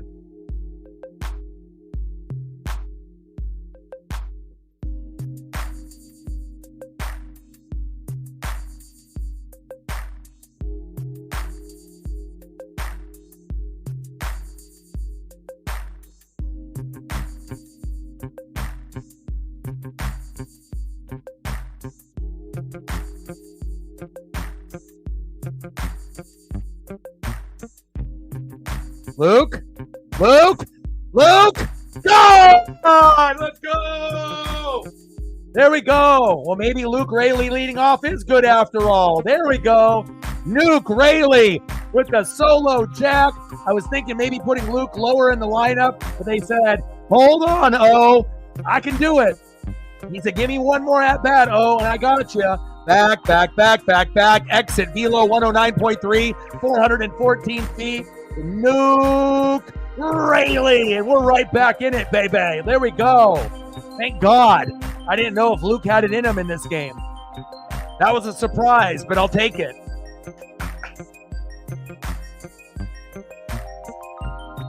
Hell yeah. There we go.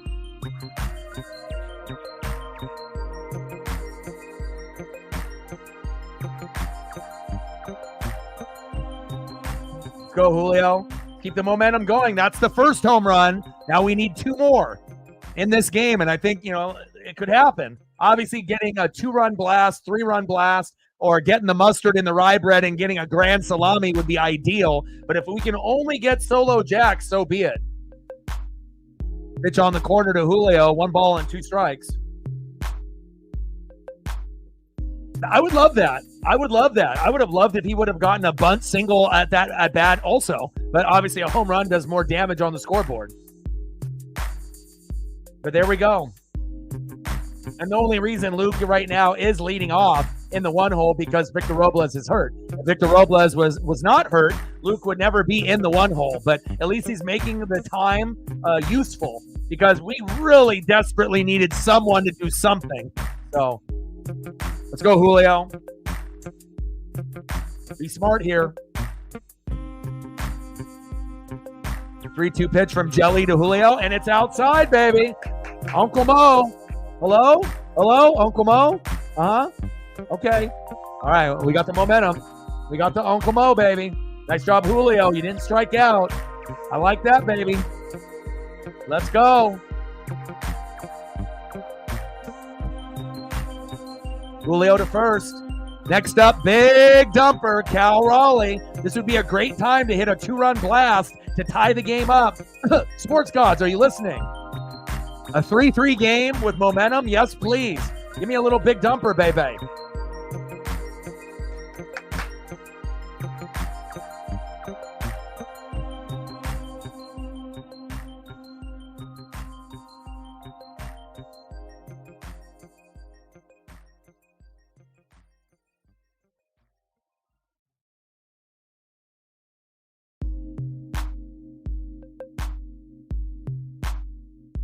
Pitches inside, 1 ball and 1 strike to big dumper.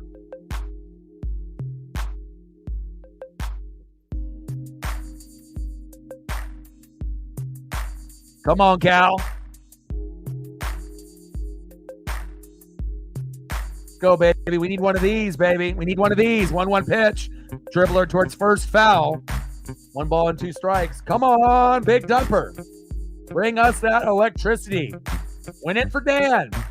Win it for Dan. Lieutenant Dan. Win it for Lieutenant Dan. Let's go, big dumper. Let's go.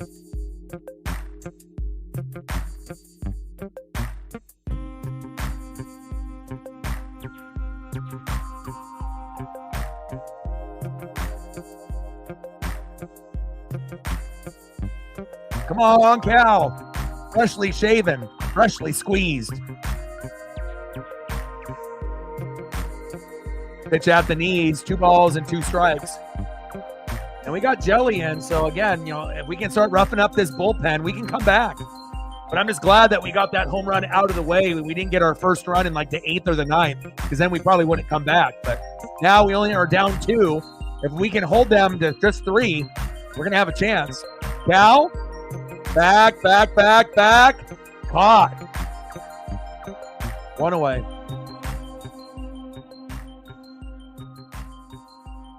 Next up, left fielder, Randy Arozarena. You got to make up for that effort, my guy, okay? You know, that effort on that fly ball and then the throw into play. And I get it. You know, if the guy is not going to go from first to second and you're going to just be lackluster with the throw because you know he's not putting on that pressure to be able to get 2. But still, like, show me effort, man. Come on, Randy. The last thing that we need is to get the biggest name in the trade deadline to get lazy on us. You know, we didn't pick you up for that. Show us some fucking effort. 0-1 pitch. Right down the middle for a strike. 213 average, 16 homers, and 42 ribbies, but he's definitely been on a cold spot here as of late. The cold front has come in. We need a heat wave, please. El Nino. 0-2 pitch. Pitch is outside. Good eye by Randy. 1 ball and 2 strikes. Come on, baby. You've been ice cold.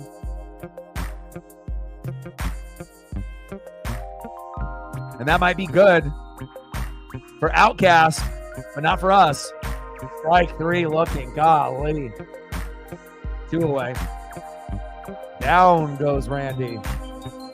Next up, second baseman, Jorge Polanco. Hey, Polo, you can do it. Trident's up. You can be that unexpected player that ends up being the hero with the trident, right? Because whenever you get a home run, we never believe it. Like, oh my God, he did it, right? He might be able to get us a nice RBI here as well.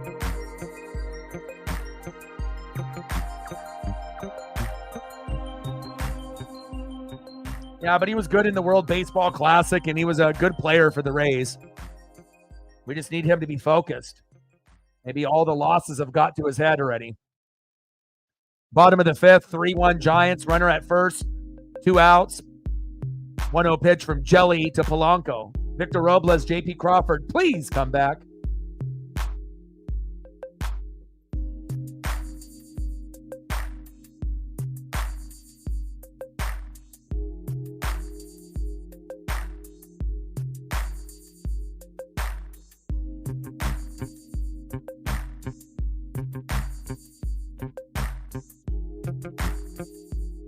Polo. And back to the warning track. End of the 5th inning, but the damage was done. At least we ended up getting something in this particular inning. Nice job by Nuke Rayleigh. 3-1 Giants. Let's go to the top of the 6th.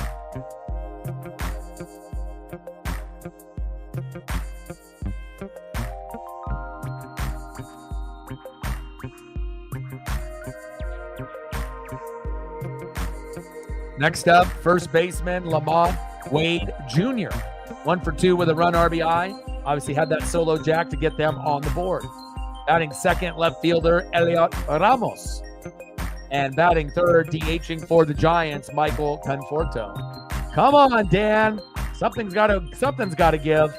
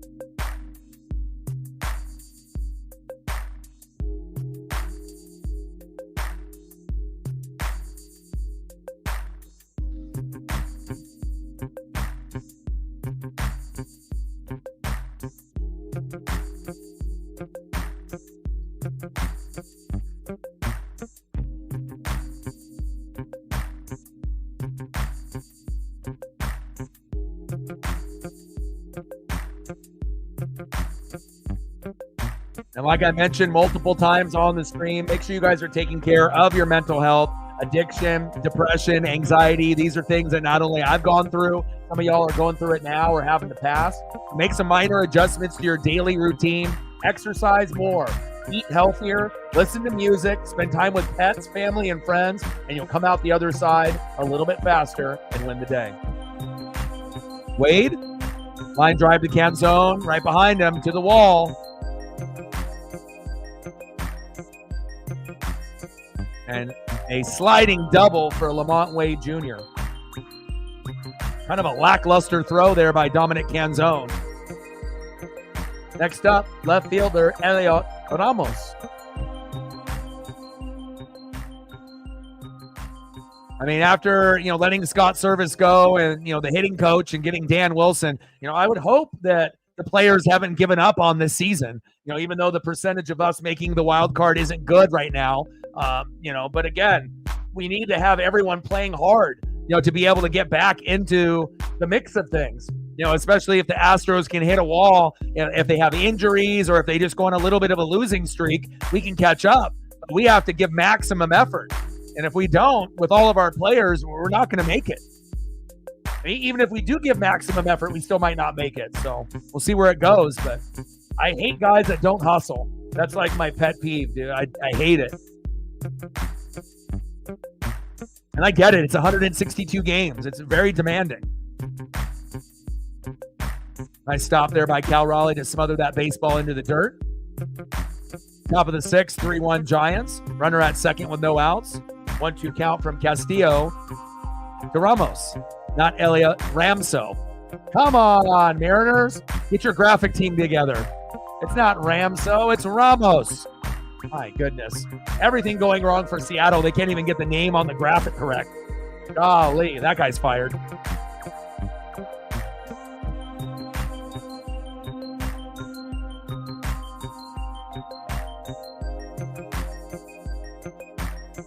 Ramos. Goodbye.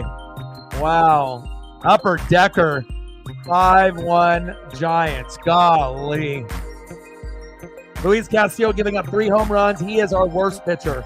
He can still get 8, 9, 10 Ks in a game from time to time, but the home runs and the hits and the RBIs is just way too much. That little girl got a souvenir that she'll never forget, and I don't want to say the game is over, but it kind of feels like it's over. That was the last straw right there, the nail in the coffin. We still might be able to get to 3 by the time the game ends, but and then we got our bullpen coming in, and who knows what they're going to give up. We just got to hope that the next couple games are better than this. What a wasted opportunity for Castillo. He ended up having some good punch-outs, but giving up 3 home runs is bullshit. Bryce Miller is better than you. Logan Gilbert and George Kirby are way better than you. And Brian Wu is way better than you. I'm not saying that we should bring up Emerson Hancock, over Luis Castillo, but fuck. Brutal.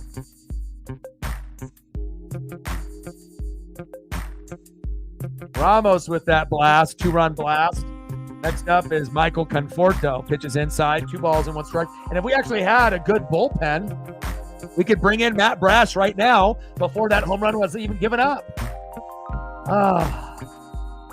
Yeah, but being realistic, though, Edgar, is not bringing Bliss and Locklear. I mean, if you want the fans to riot and stop watching, that's what will happen. Again, but you don't replace, Randy and Justin Turner, the guys that we brought in from the trade deadline, with Bliss and Locklear. That'll make people not want to watch the Mariners altogether. You have to understand, those guys are not ready. Even if we get struggles out of Turner and Randy, those guys are better players than the other two. The other 2 guys are probably not good enough to be playing every day. Now, is it possible that Bliss and Locklear come in and can go 1 for 4 or 2 for 4 once in a while? Yeah, that it's possible. You know what I mean? But what are we going to be able to get defensively out of those guys? Right? And again, when you have big names like that from the trade deadline, you're not going to be able to convince the organization, to get those big names. And then what? We're just going to drop them to the bench and not play them the rest of the year? That's not realistic. That wouldn't happen. There's a reason why those guys are in AAA and the guys that we have. And like I said, I thought Justin Turner should have been playing today. But even if he was playing, it looks like it wouldn't have really made a difference. Throw to first. 2 away. Down goes Matt Chapman.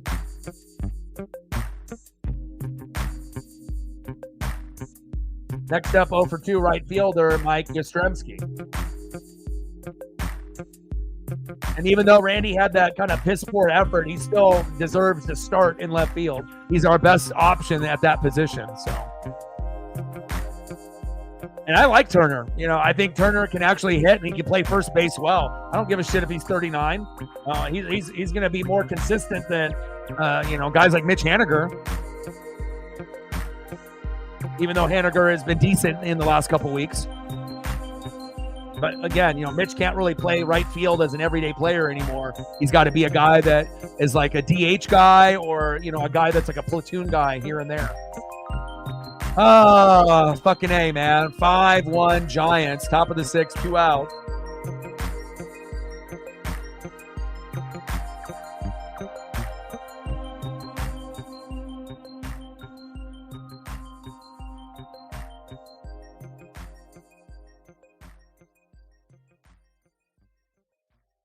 Popped up.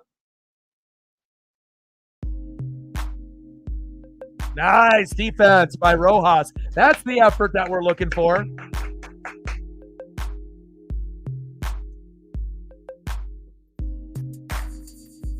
And right now we should be able to celebrate the Ks, 6 innings pitched, 6 hits, 9 Ks, no walks, right? But you gave up fucking 3 home runs, dude. That's why you're the worst pitcher on the staff. You are not the number 1. I don't know why they kept putting him at the 1 every single year as the opening day starter. You're the worst out of the 5. And like I said, you started off 0-4 and you started to get a little bit better. But again, I don't have any confidence in him whatsoever. And all year, even last year, I didn't really have any confidence. I did have confidence in him when we first brought him over, in 2022 from the Reds. He was a big part of getting us to the playoffs. That was true. But if you look at his statistics, they've been going down every year. And again, he's going from being the 1 then to being like the 3, and now he's like the 5, even though we might not place him like the 5, based off the pitching rotation. But it's clear, Bryce is better. Woo is way better. George Kirby and Logan Gilbert are way better. And even though Gilbert will get rocked, Kirby will get rocked, Woo sometimes might get rocked, same thing like Bryce. But I just feel like the confidence level from Mariner fans when you see him, oh, he's pitching today. I think most of us are like, oh, God, it's like, at least I am, There's definitely a gap, between the top guys and then the bottom 2. So, oh, man, McMillan looks great. That catch that I mentioned to you, it got reviewed and he caught it. He is killing it. He's going to probably be our starting number 3. With Baker, with Mike Evans, on one side, Godwin on the other, and then him and Godwin will flip-flop in the slot. And he's got great hands, great route running. We already know Rome should be pretty good for the Bears as well, but I love seeing the Ducks and the Husky players play fucking awesome. And Bucky's been playing great too. So I know he'll be a solid RB2, and he'll get a lot of opportunities, with Rashad White. And McMillan, again, he is looking very good, like a guy that could really, pay dividends, and a guy that might be able to get, 800 to 1,000 yards, and maybe even 4 or 5 touchdowns this season, which would be amazing, considering you got Mike Evans and you got Godwin and, a lot of the other options, at tight end and with Cade Otton and then the running back. So I'm super excited, man. And we already got Vita Vea, and I'm already repping the Huskies on that end, so it's just cool, man. I'm all for having Pac-12 guys come through and make the team better. Bottom of the 6th, 5-1 Giants.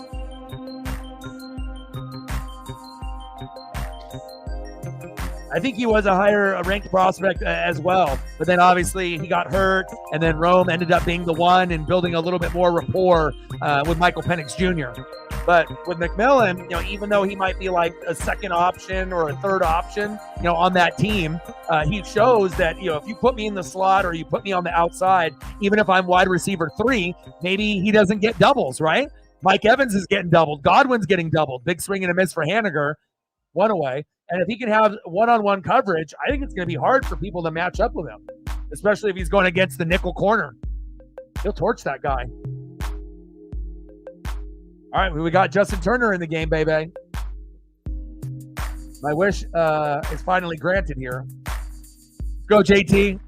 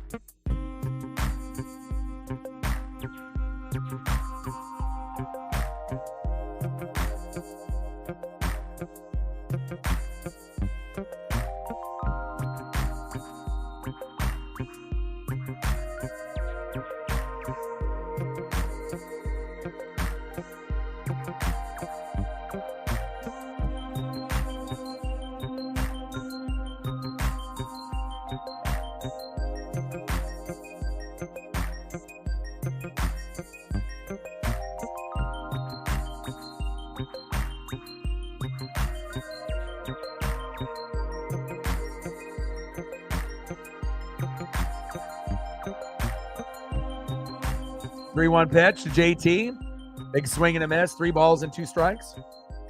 All right, Megan, take care. No, they're bringing Bucky in on 3rd down because they know that he can catch and he can run. And there'll be plays where Rashad White will be, the 3 down back, but they are wanting to utilize Bucky. And sometimes, you might even see Bucky on 1st down, or you might end up seeing both running backs in, where they might have Bucky lined up as a wide receiver or a man in motion. But primarily they have White as, the 1st and 2nd down back. And then, depending on if they're running like RPO or play action or bootleg or a draw or something in the flat, then they'll use Bucky on 3rd down. But he's been getting a lot of playing time like McMillan, so it seems like they're going to utilize both pretty heavy. And I don't know if it'll be like the Montgomery-Gibbs kind of splits where you're going to have it like that, like on the Lions. But I'm very excited about trying to win this division in the NFC South while competing with the Saints and the Falcons.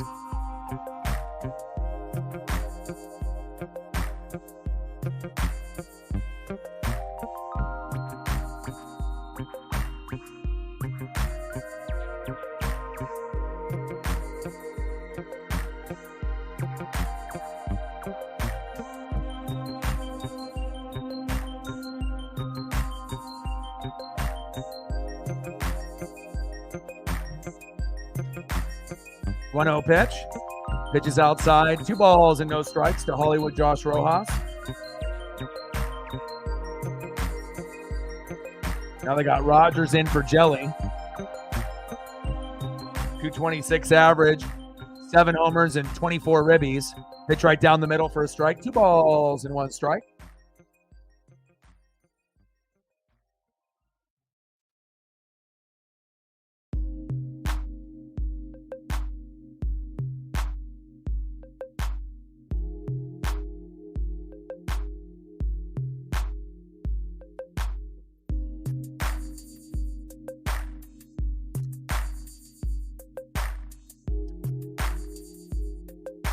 Yeah, all the sanctions. Harbaugh's like, I'm getting out of here. 2-2 pitch. Doubled play. Golly. End of the 6th inning, 5-1, San Francisco.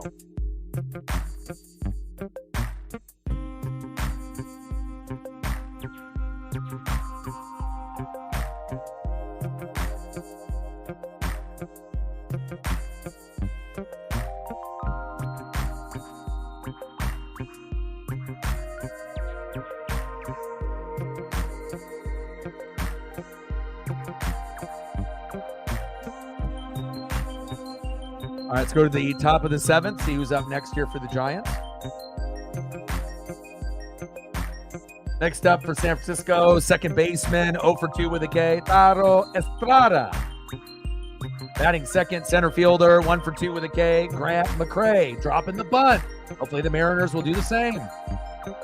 And batting third, catcher, Andrew Knapp, 0 for 2. Let's try to make it 0 for 3. Come on, baby.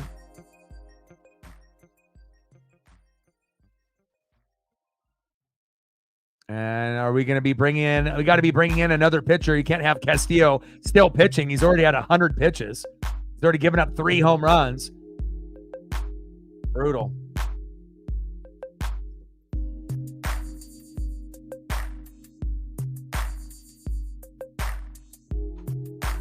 Oh, Reflect dropping the hammer. Thank you so much, man. I mean, if it wasn't for people like you and Megan and, Mr. Williams and a few others, you guys are the best. I appreciate you very, very much. You guys understand that, this is my full-time job. I grind it out almost every day, and I got things I need to be able to take care of, like Paisley, and obviously to be able to continue doing the dream. So thank you so, so, so much. Stacks on stacks, racks on racks, a little Cactus Jack, bang, bang. $75 dono to get us to the goal. You're the best. I appreciate you. Let me know what kind of photos you want, if you want any. And I know you don't care about the photos. You just want to support me and Paisley and the dream, and I greatly appreciate that.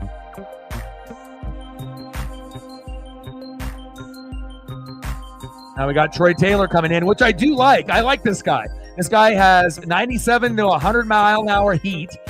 He seems like he's got decent location, but right into the gap, right on the first pitch from Estrada. First pitch strike, and he hit a double off of it. 15th double for Estrada.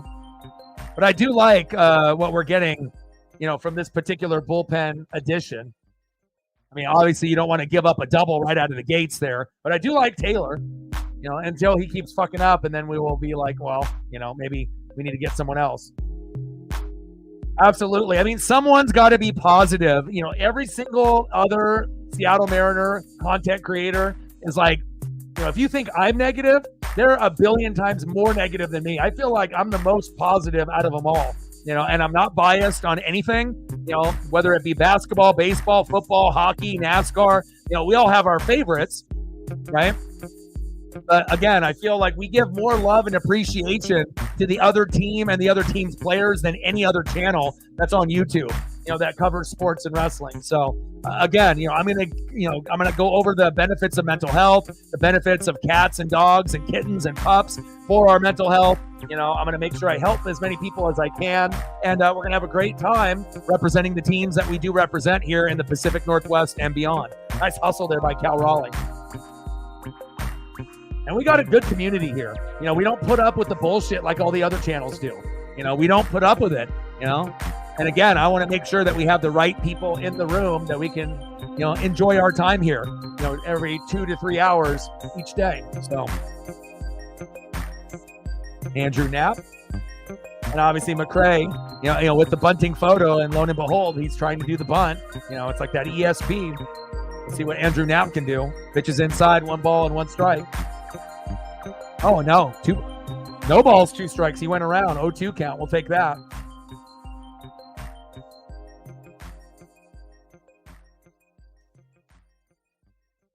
But I mean, I'm always going to do the Mariner games. I'm always going to do the Ducks games. I'm going to do a lot of NFL, a lot of college football, reaction videos.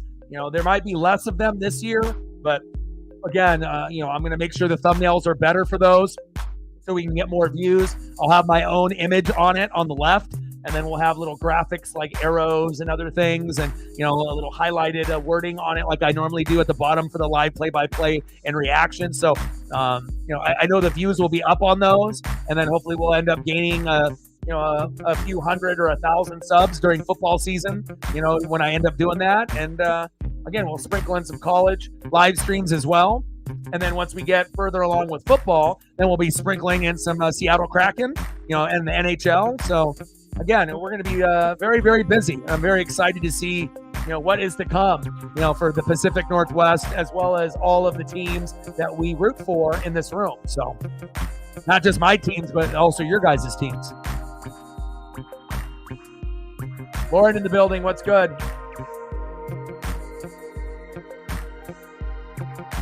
I got you. And thank you so much for your ongoing support.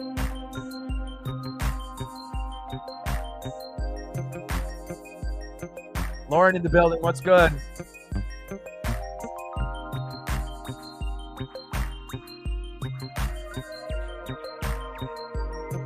Next up is shortstop Tyler Fitzgerald.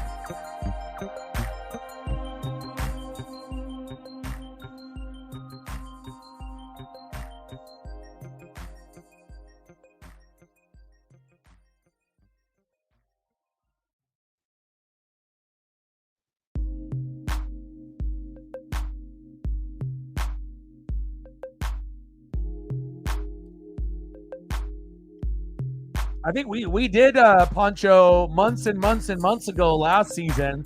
That's the famous tennis player, correct? I have a pretty good memory. Fitzgerald pretending to lay down the bunt. So even the Giants understand the drill, right? It's like you might not connect with the bunt, but at least show bunt. Like it's such a lost art, you know. And I hope Edgar Martinez, you know, they get Ichiro or whoever they need to get. But implementing, 2 to 4 bunts a game could be life-changing for Mariner fans. I mean, even if we, dropped 3 bunts a game and only got on base once, that's 1 extra base that we're not getting, you know. And again, and it seems like when people lay down bunts, right, the defense runs around with their head cut off. Right? Like a chicken with their head cut off. They all get frazzled and they all, don't know what to do. Where do I throw the ball? And then they end up getting all nervous. Is someone covering first? Then they throw it over the guy's head. And then all of a sudden you get a single that might turn into a double. And that, that leans into, going into some kind of Uncle Mo in a rally. I just don't understand why MLB teams don't attempt bunts. And I'm not saying they need to do it every inning. But, like every 2 to 3 innings, why not drop one down? 2 down.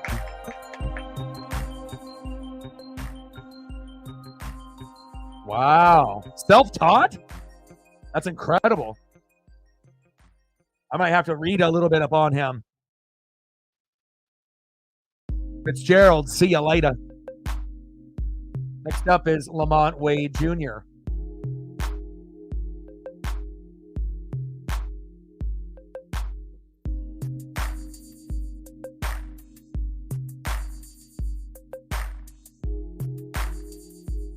Ball 1 there for Taylor.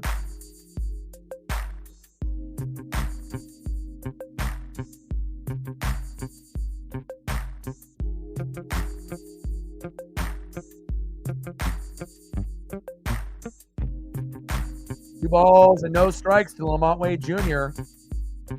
Come on, Taylor. There you go. Pitch right down the middle for a strike. 2 balls and 1 strike.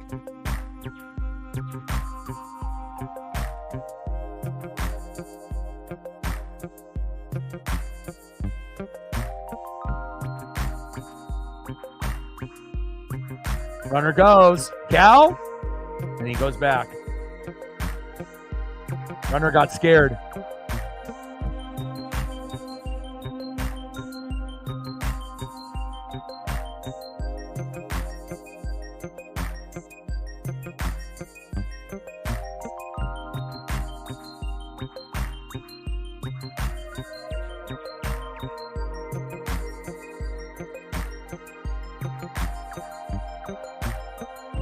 Three-one pitch, and he walked him. Brutal.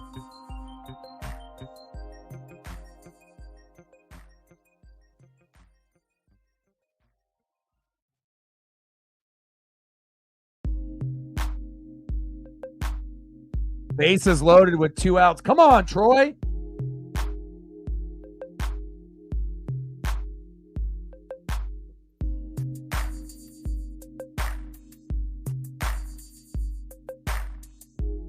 Matt's talking in first person, second person, third person, fourth person, fifth person. What's going on, Matt? Are you turning into The Rock, Dwayne Johnson, talking in so many persons? Top of the 7th, 5-1 Giants. Bases loaded with 2 outs. Taylor, 17 pitches in. 1-0 pitch to Ramos. In there for a strike, 1-1 count.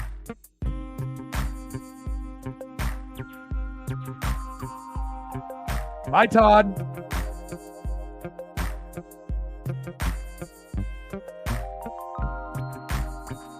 1-1 pitch.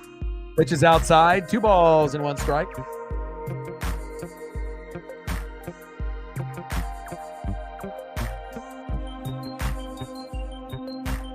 Oh, yeah. Taylor pitches angry. You can tell he just got the fury in him. And I actually watched this really cool interview with Greg Maddux and through MLB. And a lot of people didn't realize Greg Maddux called his own pitches. He was one of the only pitchers in MLB that really called the whole game by himself.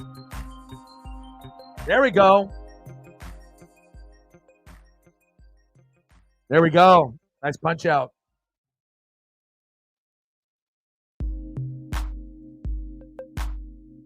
Well, apparently ones that come into the room and get booted.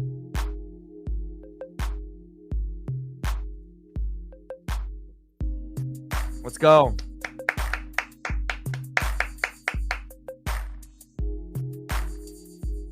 People name their kid Todd. Ned Flanders. There you go. Good old Nettie. There we go. Let's go to the bottom of the 7th and see if we can get on a little bit of a rally. And we're in a great position here to drop a bunt down. If we can't drop a bunt down with no outs and you're the first batter, come on. Shortstop 0 for 1 with a base on ball and a K. I better see a bunt drop down to third base. Leo Rivas. Don't drop it down first. Drop it down third. Batting second, 1 for 2 with that blast, Luke Raley. And batting third, 0 for 1 with 2 base on balls, center fielder Julio Rodriguez.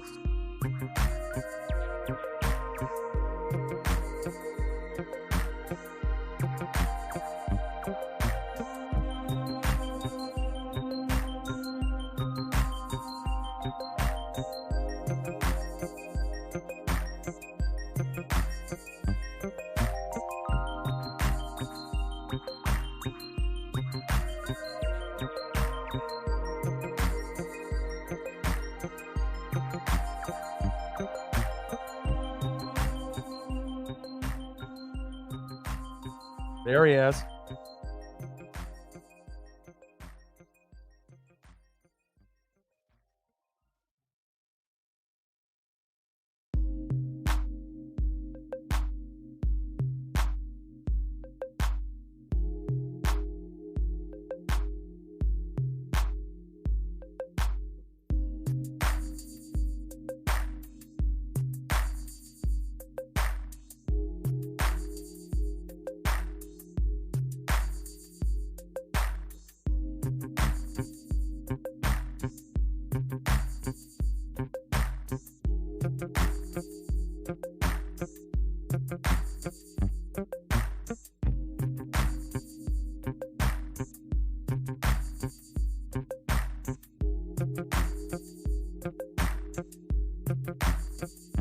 There's a lot of black and white and some that fit the screen and some that don't, but we'll get some more of those on there. Eli in the building. What's good?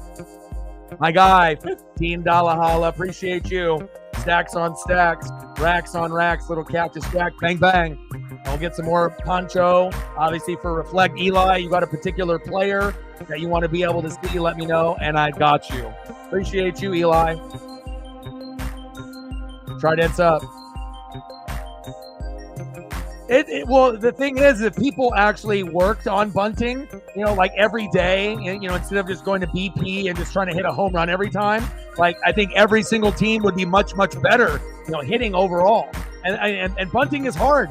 It's not going to be easy, to be able to drop the bunt down. You got to be able to have, the right position with your hands, and then you got to make sure when the pitch is coming in, you don't get hit in the face or get hit in the arm or the chest, right? And then you got to make sure that when you connect with the actual bunt, where you're dropping it down, where that momentum is going. Because if you just do it lightly, it'll be an easy pop-up to the pitcher or the third baseman and you're out, and that defeats the purpose. You need to drop it down on the ground, have it be a slow roller up to the pitcher or towards the third baseman or first baseman, depending on if you're left-handed or right-handed, and then you might be able to get a single or double out of it. But again, like Britt said, bunting is hard, and there's a reason why a lot of teams don't do it, but I feel it's like a unused skill.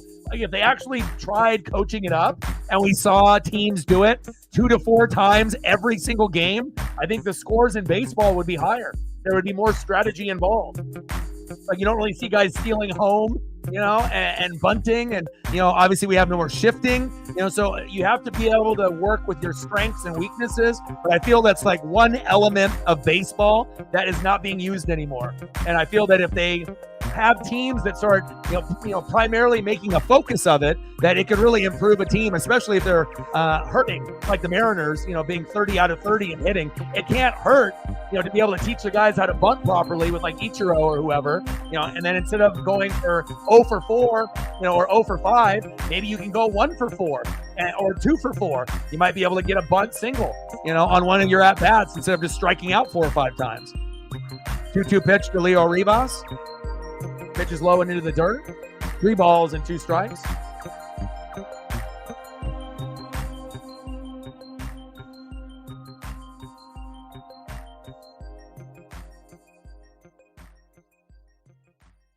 I got you.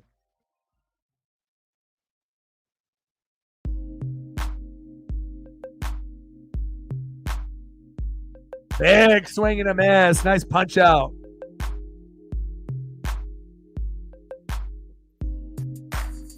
Should have went for the bunt, Leo. Next up, first baseman Luke Raley.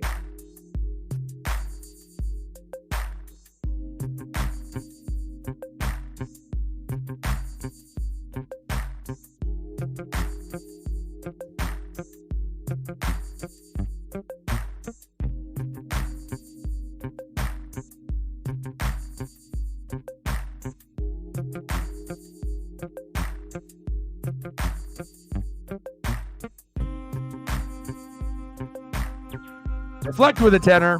Appreciate you. Stacks on stacks, racks on racks, little cactus jack, bang, bang, pitches outside, 3 balls, and no strikes.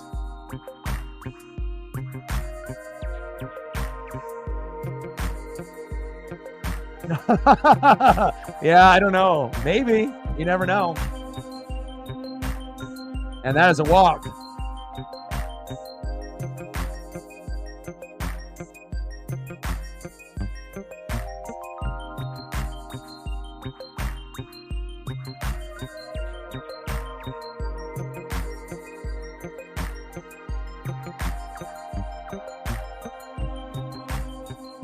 I'm getting those loaded for you now. We'll get some more poncho stuff for Reflect.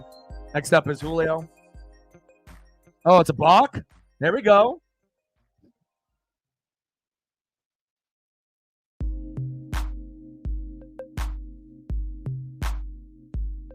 I got some pretty dope Lewis Hamiltons.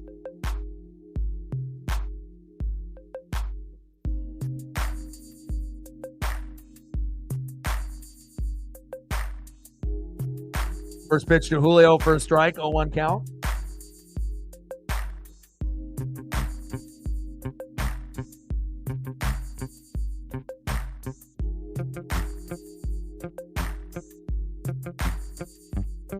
Julio. Ramos is there. 2 away.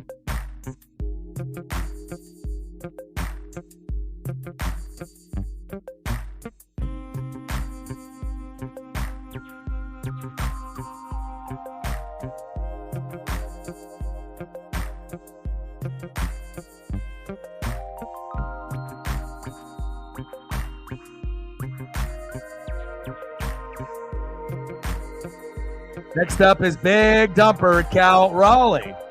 This would be an inning that he could hit a home run.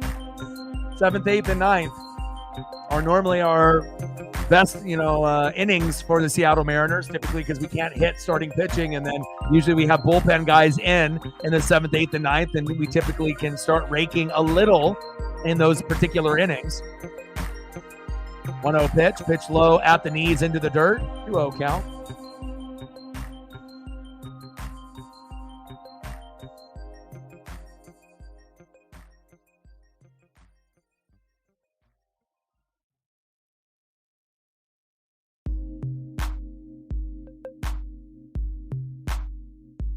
Big swing and a miss. 2 balls and 1 strike.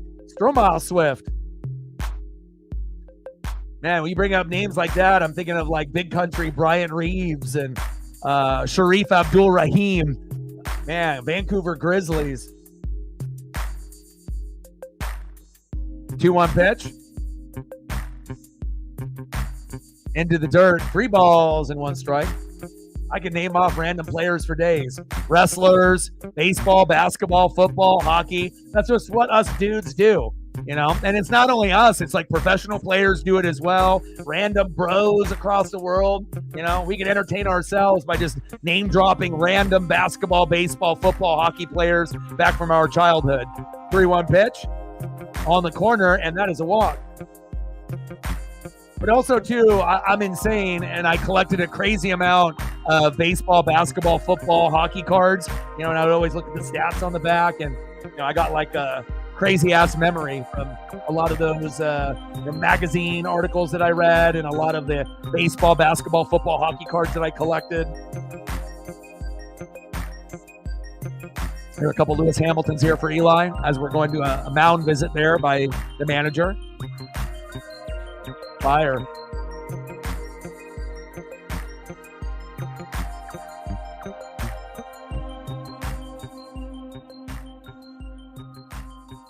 Everything looks so HD 4K, man. I don't know what it is about F1 or who ends up doing the F1 graphics or who does the F1 photos, but they're some of the most clear, sharp, swaggy photos that I've ever seen. Like, I do NASCAR photos, and we do photos of wrestlers and baseball, basketball, football, hockey players, but I don't know if they end up having higher end equipment, you know, for their photography and their graphics team, but man, they are on top of it. Next up is Randy Arozarena.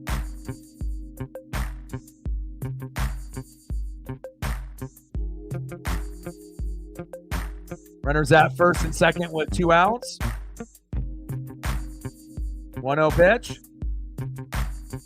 Randy pops up, and we leave another 2 stranded. Go to the top of the 8th. 5-1 Mariners. All right, see if we can find any more of Poncho.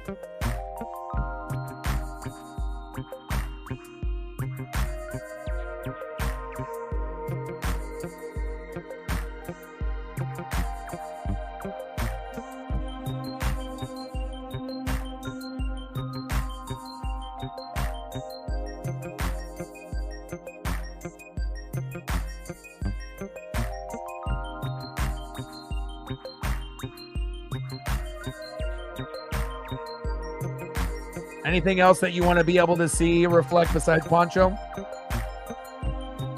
Appreciate you, Eli, with the support.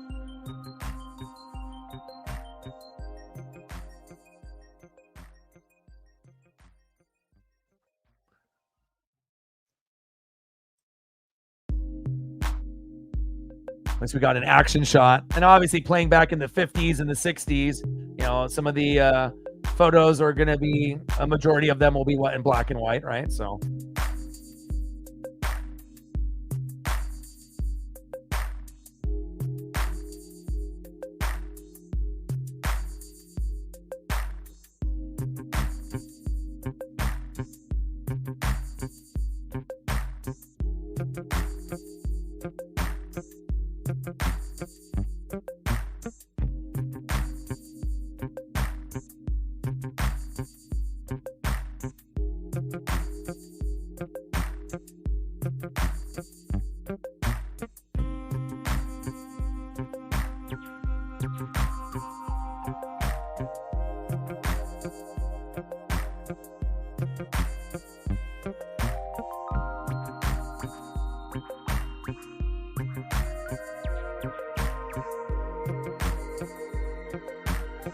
yeah, man, that's awesome. I'm going to have to do some reading. I appreciate it, man.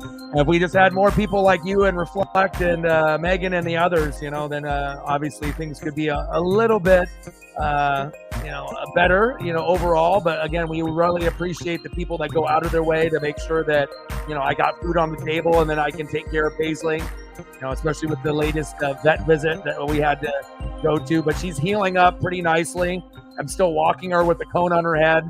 No shame in our game. We got to make sure we still get our exercise out there. And, I just can't wait for her not to have the cone so she can get back to living her best life. Top of the 8th, 5-1 Giants. And we got Gabe Spire in the game. Let's go, Gabe.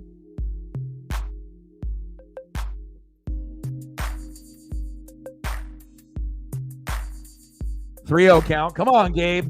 Get Pat McAfee look-alike. Let's go. Pat McAfee was hammered today on his show. Anytime you end up being overseas or you're in a different country and they're just going to allow you to drink and do edibles while you end up doing your show, then you end up getting a show that Pat put out today.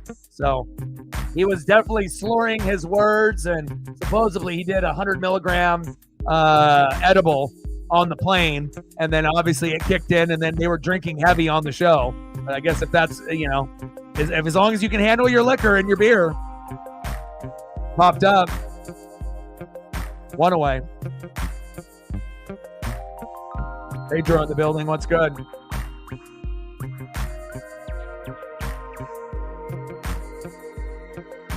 Conforto pops up and is out. 1 away. Next up, third baseman 0 for 2 with a K. Their best player, Matt Chapman.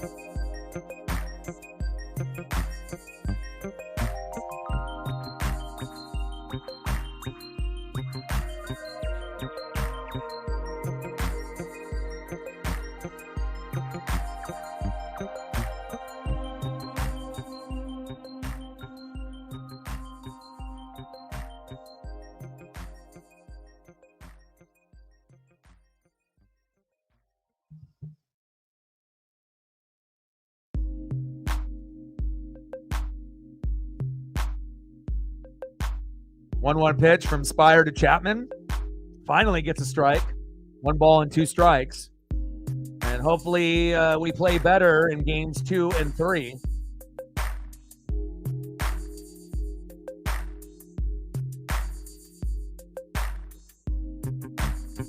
Time is called.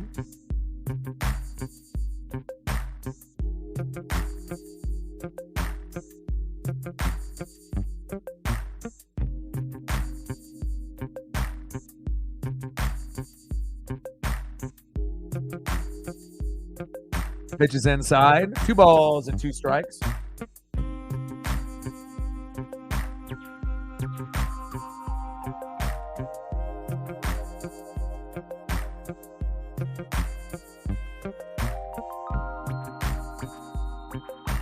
Two French, 2 Wimbies, 2 Opens, and an Australian. Wow.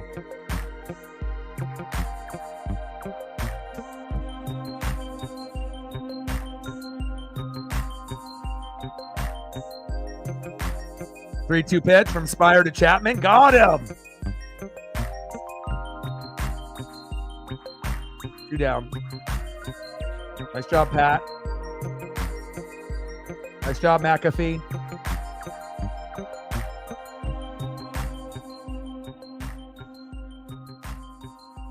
Next up, right fielder Mike Yastrzemski. 0 for 3. Let's make it 0 for 4.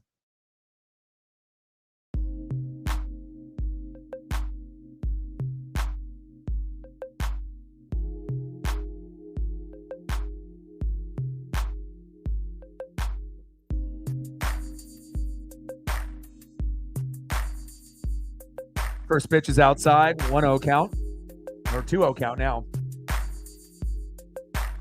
2 balls and no strikes from Spire to Yastrzemski.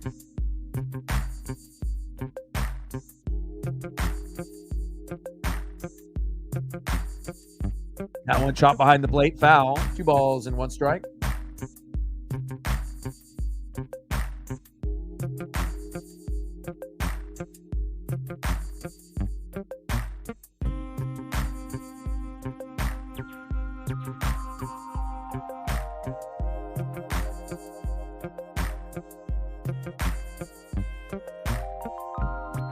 Pitch right down the middle for a strike. 2 balls and 2 strikes to Yaz. Come on, Gabe. Come on, baby.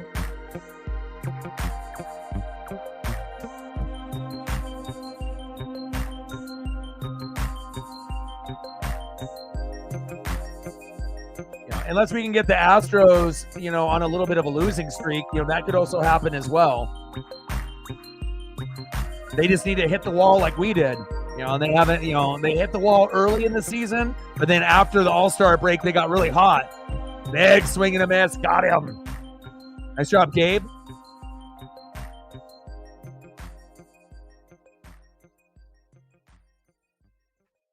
All right, we'll put up some DeAndre Swift, Stromile Swift, and anything Swift for Matt besides Tay-Tay. Just kidding. We'll hook you up now before we go into the end of the game. Get your bib, brother. You be on your phone looking at pictures of Taylor Swift at Pizza Hut. That might not fly, my guy. You got to make sure you're grabbing the cheese and the pepperonis, not drooling on your phone with the Tay-Tay. You got pretty eyes.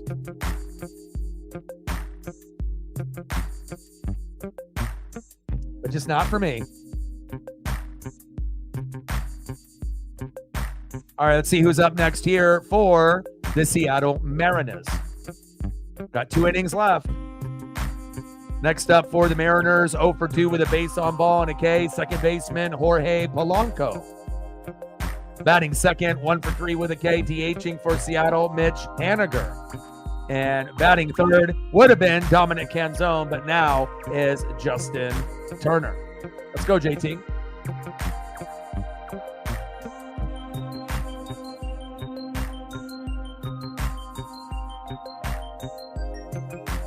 Come on, baby.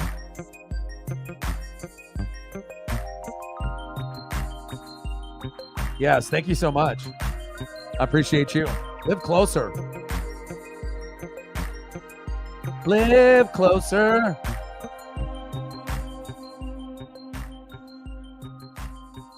Oh, she said chocolate brown.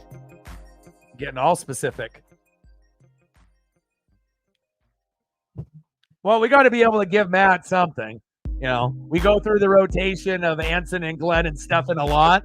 We don't really do the Tay-Tay too much. And in all honesty, we don't really bring up a whole lot of female photos on the channel at all, if we're really being honest. I mean, we get more photo of the handsome fellas more than the women, so which is completely fine. Whatever floats your boat, guys, girls, it doesn't matter.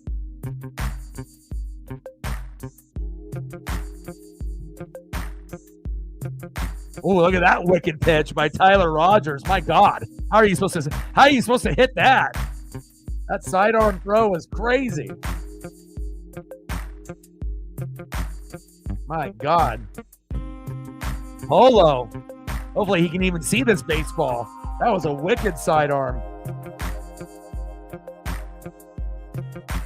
Yeah, I mean, of course I want you to pick your favorites. I got no problem with it, and again, no one else should. And if they do have a problem with it, then they need to donate more so that way that they get their photos up instead. So, but I want to make sure that everyone is happy as they can be.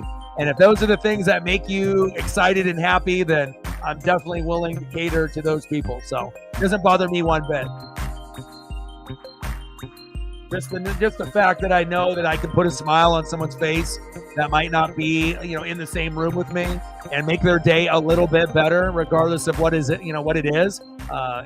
It's all good. Seriously, Eli.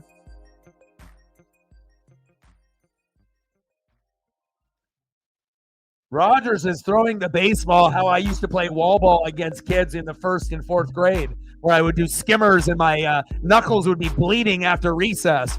We'd be doing kickball, basketball, wall ball, and I would be hitting those skimmers down so low, right down into the concrete, almost like that.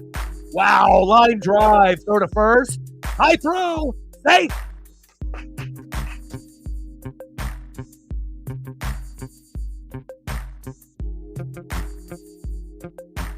There we go. Well, we don't really care if it gets boring for the others. Again, there is a way to be able to show other things, for the people that want to support me and Paisley and the dream, right? So if we're going to continuously get support from the GOATs, then that's what happens. We're going to take care of those people. So I wouldn't want it any other way.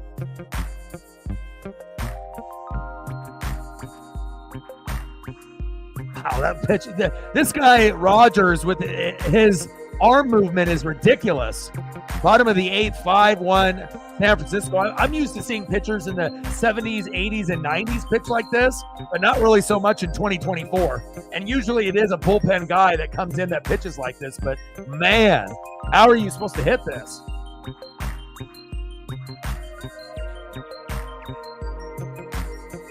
Good, Jacqueline Bisset. 1-1 pitch to Henny. There we go.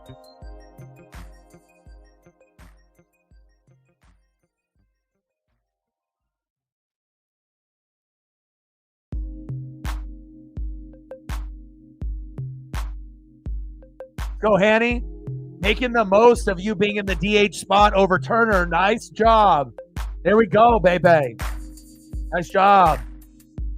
All smiles for Hanny. Runners at first and third with no outs. Come on. Wake up. Let's go.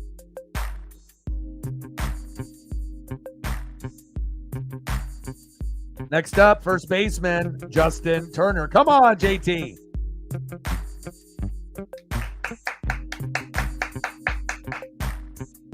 I mean, wouldn't it be great if we could actually tie the game up right here? Not like right at this very moment, but just in this inning and get it to 5-5 or 5-4 to actually give us a chance going into the ninth. JT!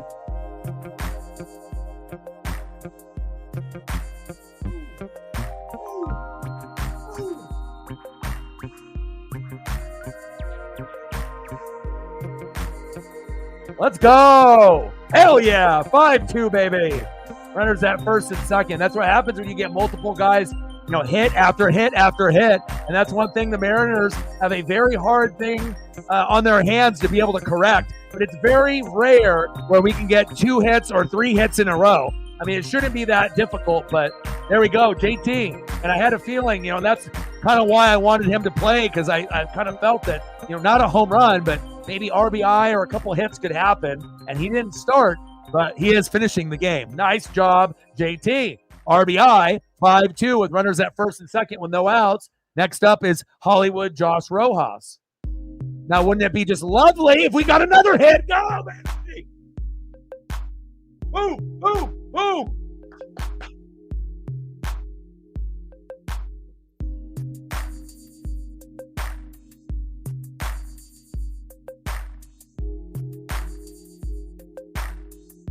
There we go. It's rally time, baby. Nice job, Rojas. 4 hits in a row. What is this? I'm not used to seeing something like this. Or you already know what it is now. 5-3 with no outs. Are we going to come back and win for Dan Wilson in his fucking debut? 4 hits in a row? JP fucking loves it. Let's go. Hell yeah. Next up, Leo Rivas, 0 for 2 with a base on ball and 2 Ks. And you know what we do right here? Drop the bunt. Drop the bunt down. We can get the guy to score from third to home. Drop the bunt. Of course, if you drop a bunt and do it wrong, it could be a double play. But it could easily be a double play with a little grounder as well. Drop the fucking bunt. Drop the bunt towards third. Let's go. 5-3 Giants. Who would have thought that Rogers, with this sidearm mechanics, this would be the guy that we'd be able to get a little bit of lightning and a little bit of thunder in the lineup. Let's fucking go.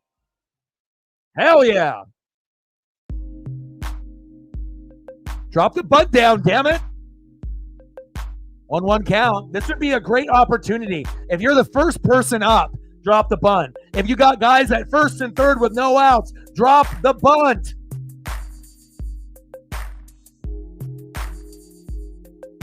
I mean, I might not be the smartest man on planet Earth, but I do know strategy, and I do read and watch film more than most people on planet Earth. As far as, going over sports and wrestling and going over all of the fucking stats and analytics and fucking metrics. Come on, man. And as obviously as you get further in the count, the chances of even dropping the bunt down, and he didn't even need it, baby.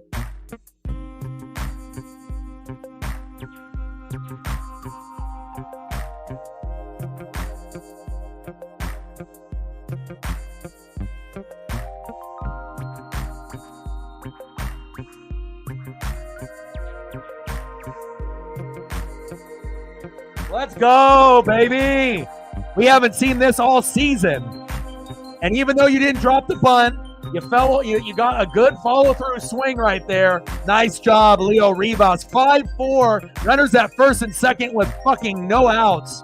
And next up is Luke Raley.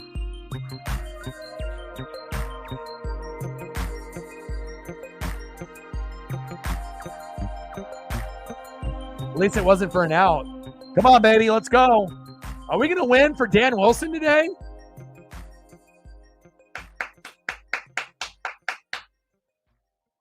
Oh, man. If Luke went for the bunt, that would be crazy. They wouldn't expect it.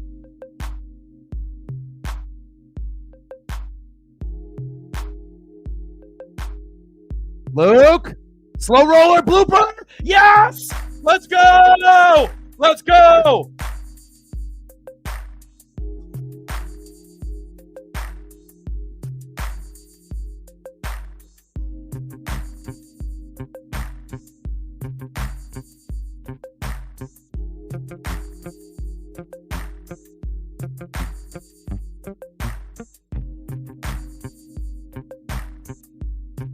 Let's go. Is this real?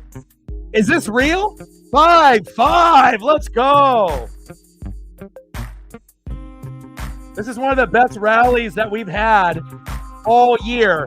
And, it kind of makes you wonder with the sports gods, at the beginning of the game, right? All of us, for the most part, we're like, okay, first home run in the first inning. Oh, God, it's going to be one of these games, right? We already played the Dodgers, got our ass kicked. We thought, okay, we're going to have a chance, in this game. Then the home run goes barely over Julio, and then it kind of set the tone for the Giants, right?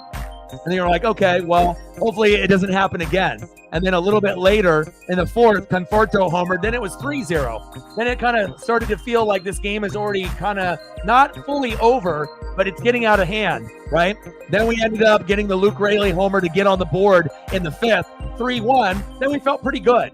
That maybe by a fucking miracle, we can win for Dan as his first day as manager. But then when Ramos hit the homer, right, with Wade on board in the sixth, right, when it was 5-1, at that very moment, most of us thought it's over. And normally it is, right?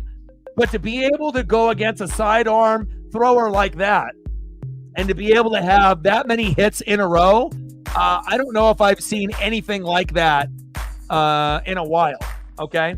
The score is 5-5. We both now have 8 hits apiece, and we got 4 runs in the 8th, and the game isn't over yet. So that's why I try to be as positive as possible. And a lot of other content creators for the Mariners are beating a dead horse, yelling, screaming, and being fake, in their videos and how crazy they are, getting upset on how bad the team is. After you watch like 1 or 2 videos of people being like that, then you can kind of tell it's like, this is stupid content. Just bitching and moaning about the same thing over and over and over, for just a couple extra clicks, But again, if you can be positive, right, and understand, life isn't fair, right, and a lot of things are going to go against us, right, but if you still have that blind faith and you can be as positive as possible, you never know when that miracle might end up happening, right?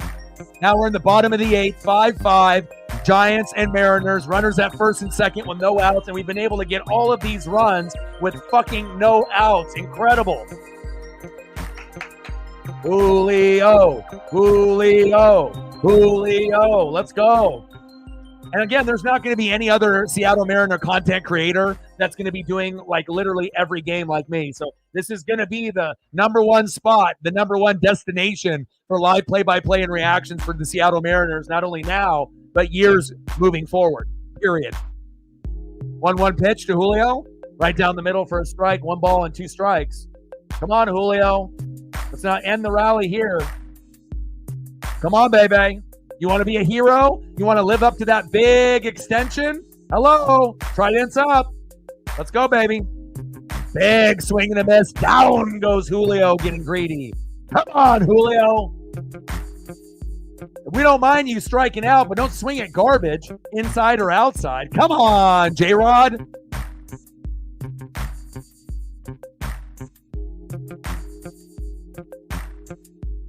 Next up, big dumper, Cal Raleigh. Is it time for a 3-run blast to take the lead 8-5? Trident's up, baby. This is the time where Cal usually shines. Let's go. Yeah, I think Julio will be better next year, but again, getting injured and mechanics, he definitely needs to understand like his placement in the box if people are pitching him inside. But it also shows you when people pitch him outside, he swings at garbage a lot. Pitchers throw inside to get him out, right? Pitchers throw outside to get him baited, and he usually takes the bait. And then they hook, line, and sinker and then get him out. That one pulled foul. 0 balls, 2 strikes. Bottom of the 8th, 5-5, Giants and Mariners. I can't believe we came back. Come on, baby. And I'm always going to be a Julio supporter, just like I am with Cal and Kirby and Woo and Logan. 0-2 pitch from Walker to big dumper. Blooper. Wow. 2 away.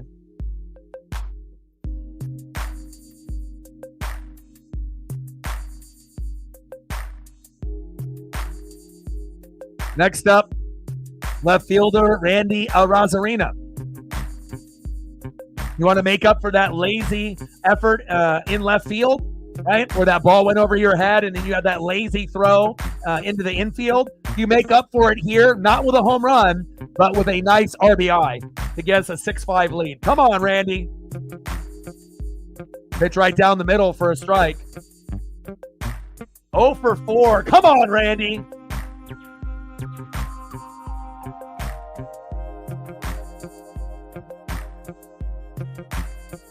Swing, Randy, swing.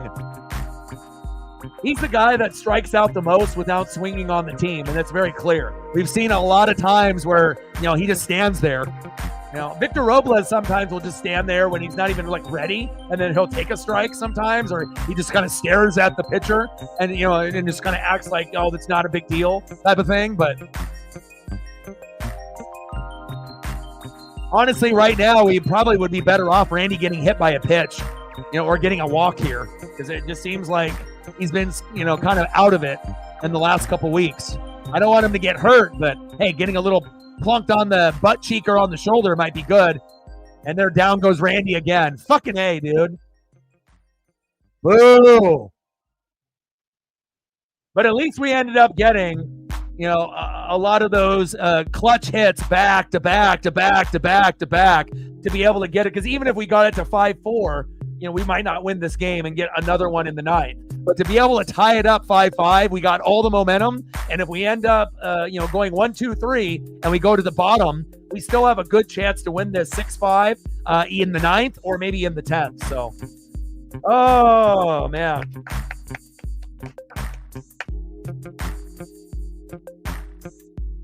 Goodbye.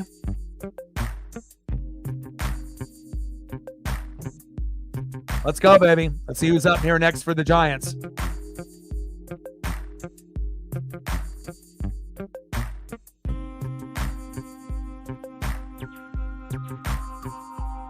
Now we got Munoz coming in. Let's get it done. Next up for the Giants, second baseman, 1 for 3 with a K, Nairo Estrada. Batting second, center fielder, Grant McCray. And batting third, catcher, Andrew Knapp. We have a good chance to get out of this. Let's go, baby. Let's win it for Dan. Yeah, Munoz is coming in. Like, sub, donate, comment, share. If you haven't smashed the like button yet, please do. Let's see where we're at. We're at 31. We need 9 more likes to get to 40, 4 more to get to 35. So if you are in the room and haven't smashed the like button yet, please do. We just got a couple more. Now we're at 32. 8 more to 40. Let's go, baby. Especially if it goes extra innings, we should be able to hit that number. What a rally. That was awesome.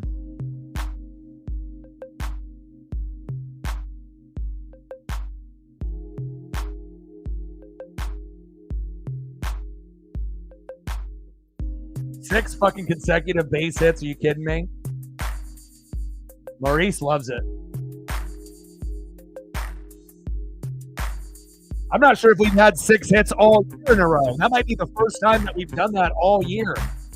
Have we gotten 6 hits in a row prior to that? I don't think so. And if we have, that might have been a long, long time ago.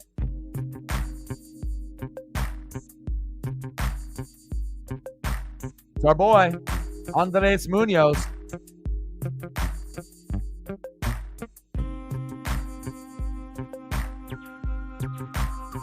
First pitch in there for a strike. 0-1 count. We're throwing up 4 photos for Munoz because we need all the help and support we can get. Pitches outside, 1 ball and 1 strike to Estrada. Come on, Munoz.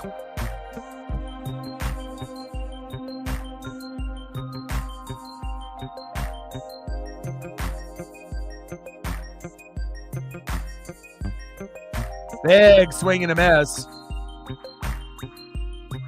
No, Julio had a chance to be a hero and he fucked it up. So.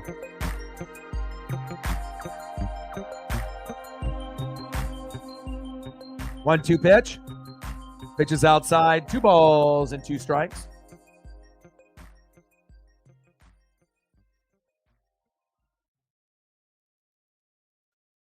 Punch his ass out. We're going to win this for Dan today. 2-2 pitch. See you later. Buenos Diaz.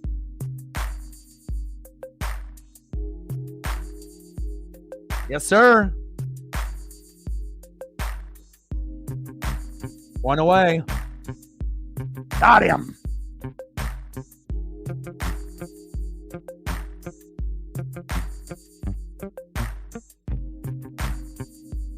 Next up, center fielder Grant McCray. Pitch in the zone there for a strike, 0-1 count. And this is the good Munoz, when you can tell that he's in the strike zone early. When you know that Munoz or any bullpen guy is off, they're always wide right or wide left. They're not even close to the strike zone. So if you can get ahead in the count early on, and get that first strike or get it to 0-2 or 1-2, you already know that the pitcher is feeling the control and the zone and he feels good. And once you start going 2-0, 3-0, then you kind of know that more than likely that this opportunity might be fucked for this particular, either closer or 8th or 9th inning pitcher. But so far from what we see from Munoz here at home, we need this bad. So he's going to do everything in his power to try to get this done, and he seems like he's on pace. 1-2 pitch to McCray into the dirt, 2 balls and 2 strikes. And obviously trying to bait these hitters to swing at garbage. But I believe that he'll be able to get McCray out with a punch out as well. Certain times you can kind of feel it, in your blood. You can feel it with your hairs, standing up there. Got him. Let's go. Let's go. Yes, sir. I'm not going to be right all the time, but sometimes you can get a feeling when you watch the team for as many years as I have. You can kind of get a feeling, and you're not going to be right all the time with predictions or ESP, but it seems like he's wheeling and dealing right now. Next up, the former Mariner in the farm system, Andrew Knapp, and he's 9th in the order. We can definitely punch him out as well, or just get a very easy bloop or grounder. 1 for 3 with a single in the 7th. Let's get his ass out. Let's go. Stand with Ukraine in the building. What's good? Knapp fouled that one off. Now ahead in the count 0-2. We're definitely can get this punch out here.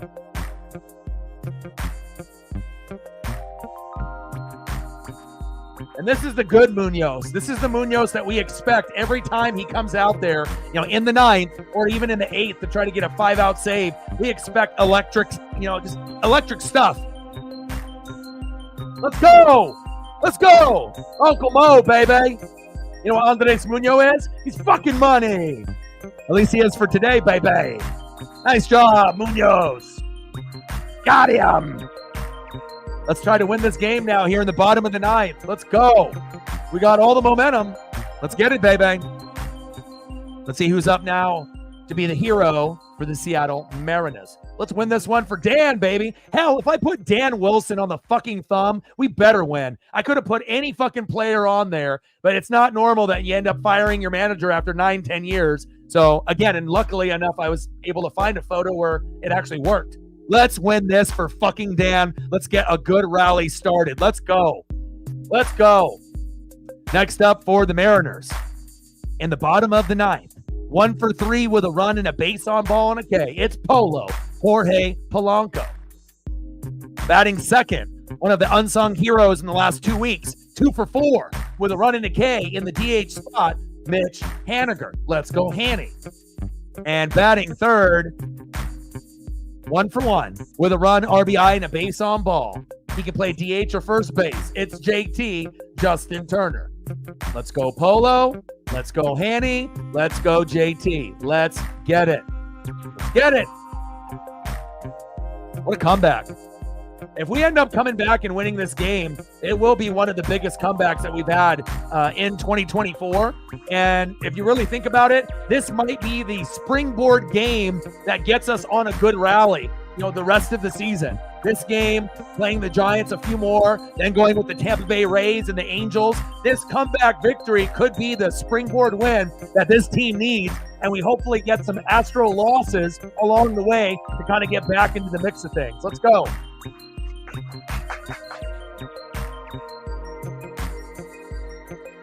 Let's go, baby.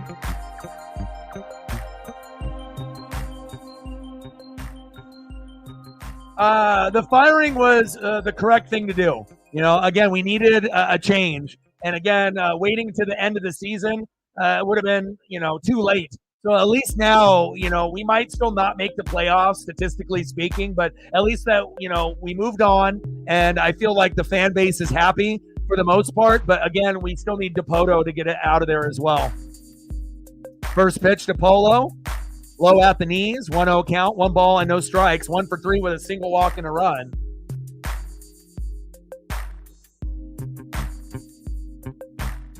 Let's go, baby. Pitch is outside, could have been ball 2, but called strike. 1 ball and 1 strike for Jorge Polanco. Come on, baby.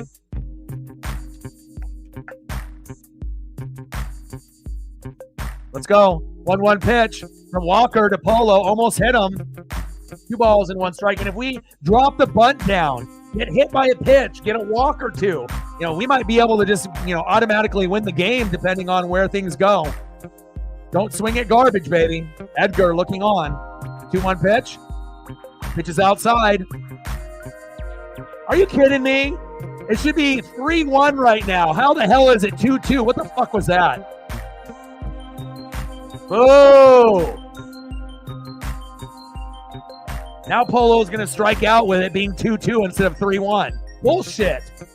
What kind of bullshit call was that? Angel Hernandez, you bastard. Strikeout on Polo. Motherfuck. Terrible umping. What the fuck was that, man? And it shows you get 1 or 2 pitches wrong in a count. It's over. Next up, DHing for the Mariners. It's Hanny. Mitch Haniger. He's already got 2 walk-offs in the last 2 weeks. Can he make it number 3? Let's go, baby. Unbelievable calls here by these umps. And again, they've been bad on both sides. But when it's like a foot or 2 foot off the plate and not on the line where it's like 50-50, fuck. Come on. 0-1 pitch from Walker to Haniger. Big swing and a miss. Finding the count 0-2. Like, sub, donate, comment, share. If you haven't smashed the like button yet, please do. We got enough people in the room to get to 40. We're at 35. We got at least 20 people in the room that haven't smashed the like button. If you can just do that for me, it'd be greatly appreciated. For analytics and metrics, thank you. We're at 36. 4 more to go to get to 40. 0-2 pitch. That one chopped foul. Behind in the count. 0-2. And we're probably going to get a punch out here as well. Come on, baby. We're 4 subs away from 20,400. We've gained 4 today. Let's go. Big swing and a miss. Down goes Haniger. Fuck. Polo, 1 away. Strikeout. Hanny, strikeout, 2 away. All right, Justin Turner, are you going to be the hero today? Let's go, JT.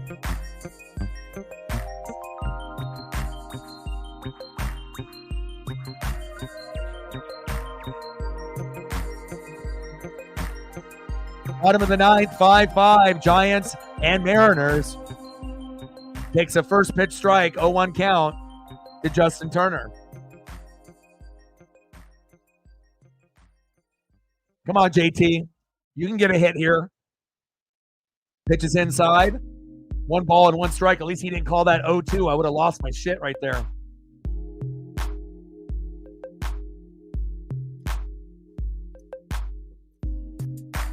And lose would be L-O-S-E instead of L-O-O-O-S-E, which would be loose. Come on, Abel. If you're going to come in here and talk shit, you got to spell correctly. Seattle is loose? Come on, Abel. Bottom of the 9th, 5-5, Giants and Mariners. Nobody on, 2 outs. 1 ball and 2 strikes to JT. Extra innings incoming. And there he is, strike 3. Nice pitch. We needed to have that sidearm pitcher still in the game. All right, we're at the end of the 9th. We're going to extras. We should easily be able to get to 40 or 50 likes now. Let's see who's up next here in the top of the 10th.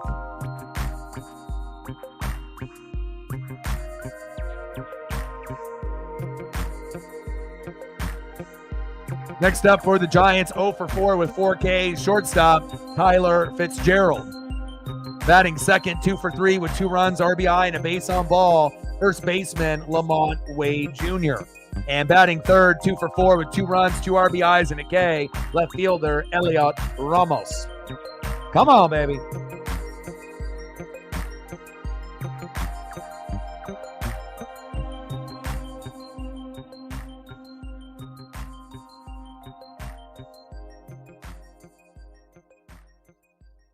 There we go. I mean, if we're going to get people coming in here, then yeah, I guess everyone will have to start spelling all fucked up in the room too.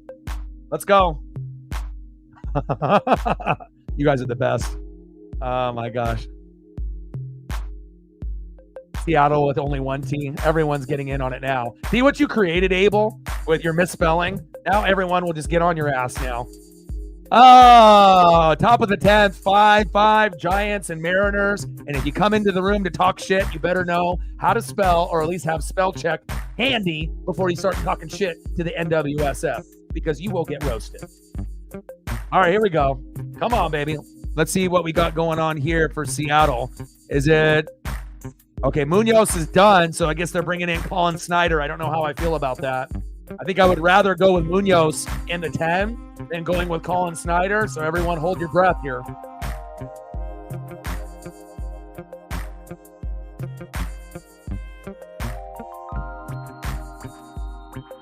All right, we're 1 sub away from 20,400. We've gained 8 today, and probably a couple more for people that don't know how to spell. All right, baby, who's going to be that sub to get us to 20,400? 8 subs tonight. We need 1 more. We're at the 20,400 number. 1 sub away. All right, Colin Snyder. Don't lose this for us.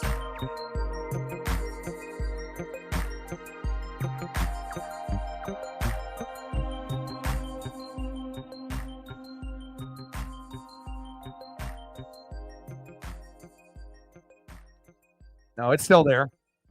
L-O-O-S-E.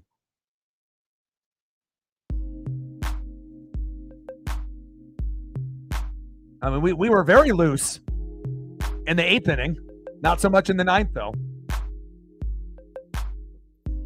Top of the 10th, 5-5. Ghost runner at second. Colin Snyder coming in for Andres Munoz, which I don't like. But...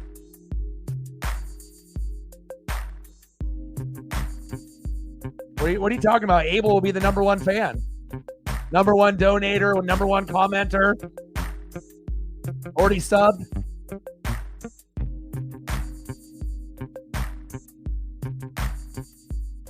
Yeah, it definitely is not going to hurt my feelings if Abel decides not to sub to this channel.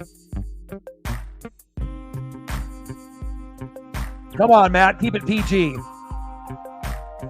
Keep it PG, Matt. Top of the 10th, 5-5, Giants and Mariners. Ghost runner at second. Snyder on the mound, 2-1 pitch to Fitzgerald. Center field.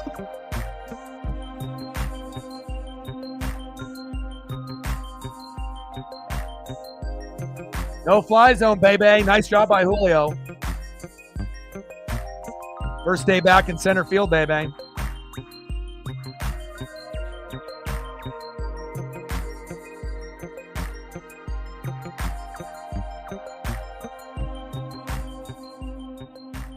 Very nice. Very nice. Yeah, turn me into Borat. Let's go. Very nice. Nice job, Julio.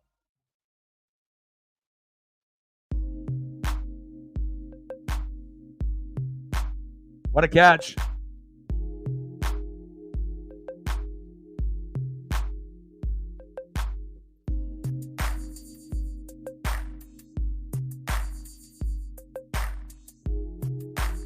All right, we need a double play, baby.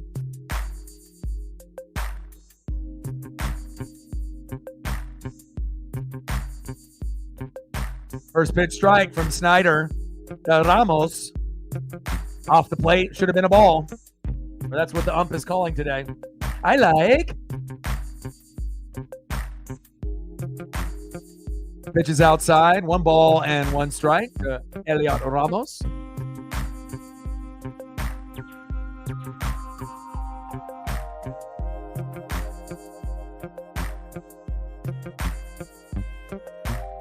One pitch.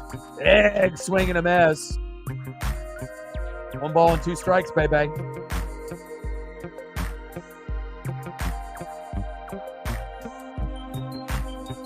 Come on, Colin. 1-2 pitch. Got him!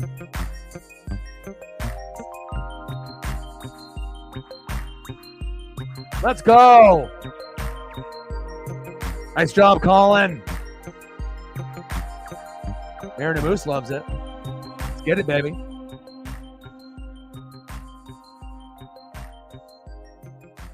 Next up for the Giants, DHing in the 4-hole, Michael Conforto. Top of the 10th, 5-5, runners at first and second with 2 outs. Let's get out of this and win this in the bottom of the 10th. This would be a very emotional win for us. For the Giants, obviously, any win that they can get is going to be big for them as well. But they didn't go on a big losing streak like we did. They didn't have their manager fired yesterday. So, again, if we can get this win, the first game for Dan Wilson, this could be a springboard game for the rest of the season. Let's go, Mariners. Regardless if you're a fan from the 80s like me, the 90s, or the 2000s, we can rally here together. Let's go. Top of the 10th, 5-5, Giants and Mariners. Runners at first and second with 2 outs. 1 for 4 with a 2-run blast from Conforto in the 4th. Get his ass.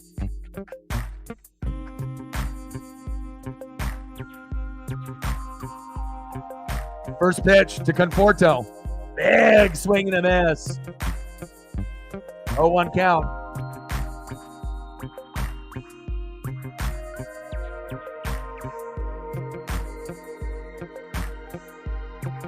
Or the 70s. That too. Pitch is high, out of the zone. 1 ball and 1 strike. Most of the fans on the channel, I feel, are like 80s and 90s or later. But there's a few that will probably be sprinkled in from, late 70s.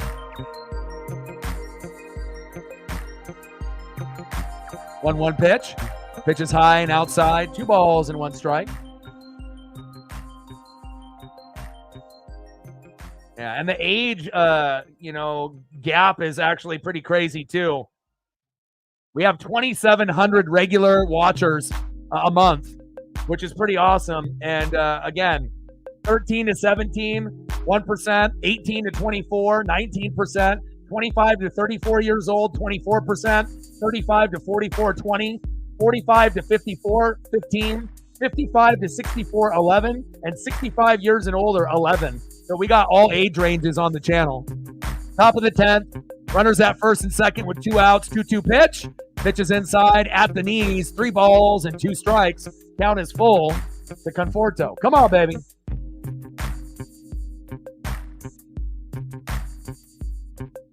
Come on, Colin.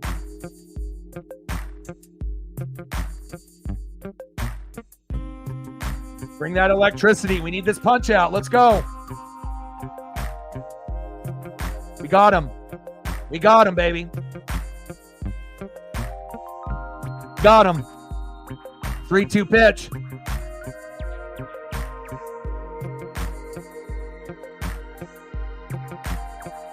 Yes, let's go. Let's win this for Dan. I mean, how often is it for a team that is 30 out of 30 that can't fucking hit, strikes out way too much, right? And for us to be able to rally down 5-1, and we got 6 consecutive hits in the 8th to get it to 5-5. Unfucking believable. Let's get this fucking dub.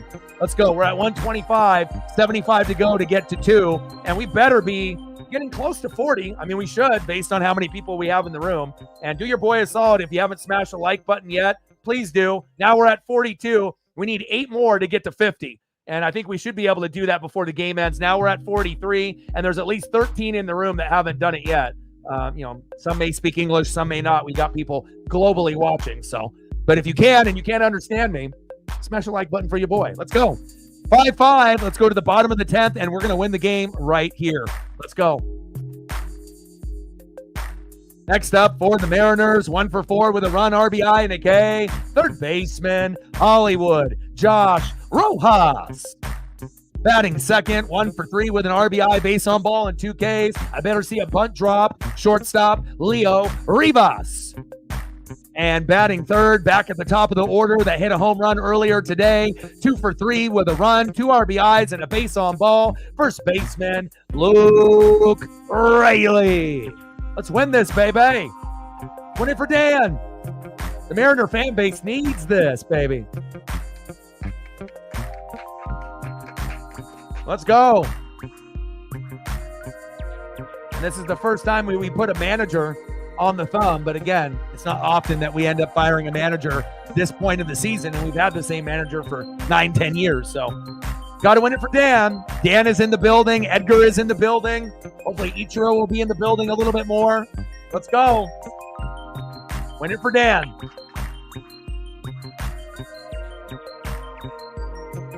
Let's go.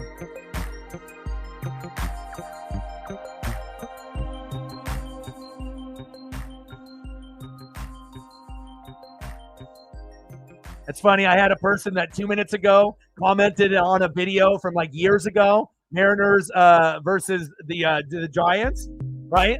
And it says, Astros are better. Hilarious. Like, why not comment on the video here? Why you got to comment on a video I did, a live stream a year or 2 ago? Come on. Don't be afraid. Bottom of the 10th, 5-5, Giants and Mariners, runner at second. And Rojas showing bunt.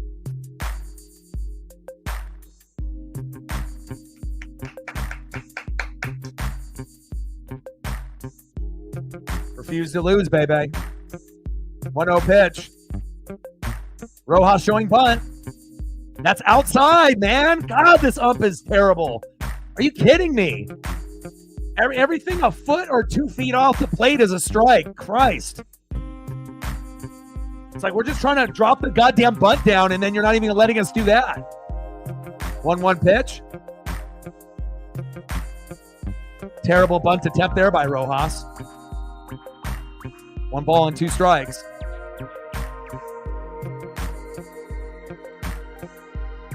Shit. Come on, reflect. We need this. 1-2 pitch from Miller to Rojas. Pitch is outside. They better not call that strike 3. I'll jump through my computer. Golly.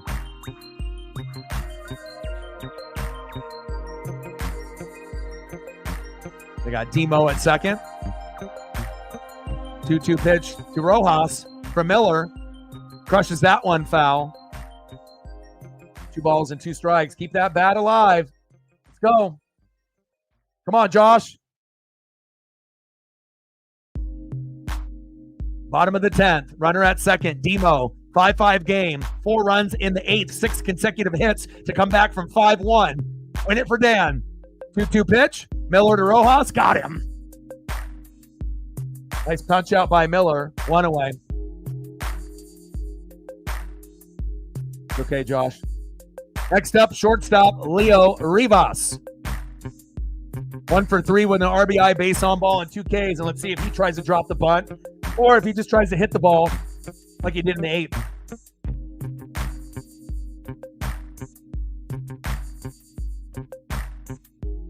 Well, he tried bunting the first 2 or 3 pitches, but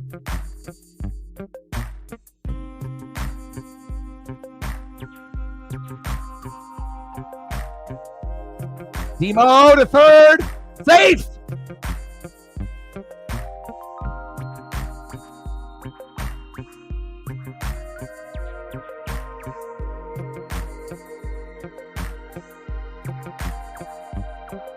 And that's exactly what we would have gotten out of the bunt anyways. Look at Demo's aggressiveness there. Fuck yeah. Yeah.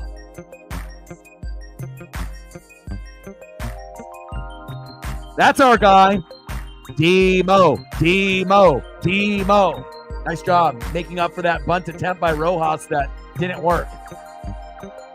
You really want to get the fans excited. You fucking, they're not going to do it. But if you ended up dropping the bunt down and then Demo scored and then we won the game, how cool would that be?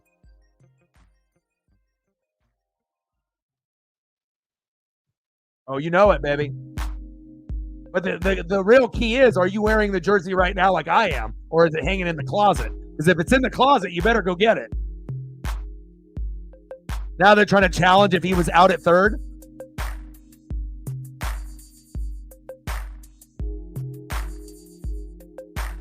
He's safe. I'm telling you, man, if we ended up practicing bunting, you could actually probably throw down the bunt and have Demo try to steal home and we could win the game. But when you're not, prepared for that type of scenario, it's not like we're the Atlanta Braves, back in the 90s or some of these other teams that, maybe work on things like that. But we can't, we can't be bunting necessarily, here. I mean, I guess you could, but, runner is safe. You don't want to have the guy at third get out in any circumstance here. It's down. Because knowing the Mariners' luck, the bunt would not be executed properly, would get a double play, and then the inning would be over, and we'd pull our fucking hair out. And then we probably would lose the game in the following inning. We have to be very careful here. Robles on deck, baby. 0-1 pitch. Big swing and a miss.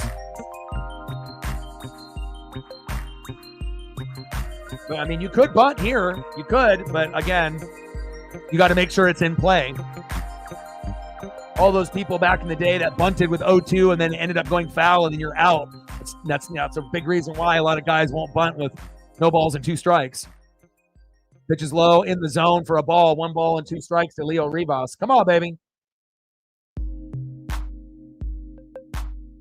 Victor Robles on deck. Will he be the hero? Like, sub, donate, comment, share. Help your boy out. 1-2 pitch. Rivas chops that one foul. He's still battling. 1 ball and 2 strikes. Come on, Leo. Bring that electricity, baby. Win it for Dan. 5-1 game going into the 8th. We got 6 consecutive hits to get 4 runs to tie it up 5-5. And we're trying to win for Dan. 1-2 pitch. Pitch is outside. 2 balls and 2 strikes.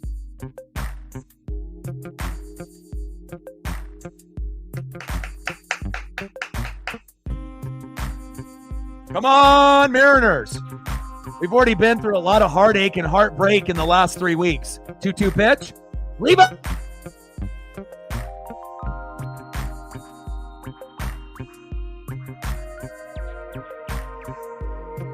Let's go. Hell yeah. Let's go. Leo. Hell yeah. Hell yeah. Let's go. Demo. Hell yeah. Way to bring that electricity. And, maybe that's just the Mariners' MO, right? We get our ass kicked. We get beat up. We get beat up. We get beat up. And then we're like, the game is over. And that's how normally it would go down with Scott Service. But for whatever reason, the sports gods said, you guys have already had too much misery. You guys have had too much heartache and heartbreak. You got Edgar Martinez in the dugout with Dan Wilson. Let's get the dub for those loyal Mariner fans. And this will be one of the best wins of the year, period. We're never, ever going to forget Dan Wilson's first game as a manager with that comeback. Let's go. Fuck yeah. Hell yeah.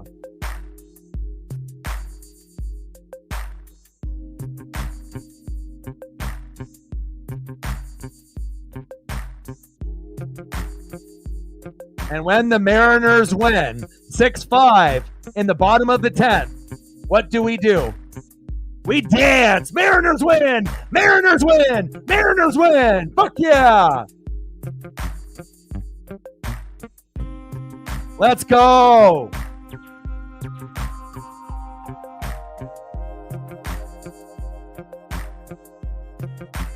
Nice job, Dan. Wow. Unbelievable, man. Yeah. I got you.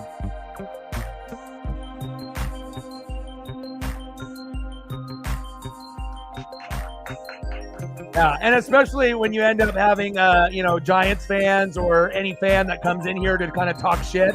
Yeah, and if you notice, the shit talking started early and then obviously had the big 5-1 lead and was still trying to come back and talk shit when the lead was there. And then now, with us coming back and winning, those people usually disappear because obviously you can talk shit when you're ahead, but not when you end up, blowing the game and we come back and win. Let's go. Exactly, Reflect. You already know what I was thinking. Yeah, not in the room anymore. Sulking in his pillow. Let's go.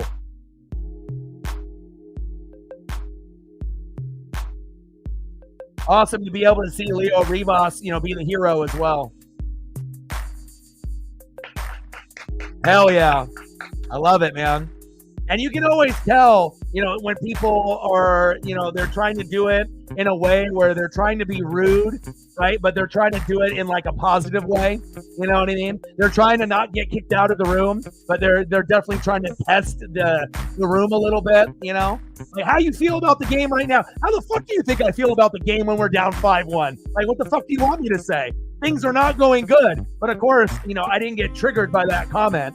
I had a good feeling that maybe a rally would come, but I don't think anyone anticipated 6 straight hits and then for us to be able to come back. So sometimes, you just got to be able to let everything run its course. And usually, like karma, right? If you end up being the instigator talking shit, a lot of times it'll come back and bite you, right? What comes around goes around. And that's exactly what happened here tonight. We didn't talk shit as Mariner fans, and we wouldn't have talked shit even if we were up, 5-1, because that's not who we are, right? But we find a way to dig deep and win one for Dan. Let's go. Jaden in the building. What's good? Hell yeah.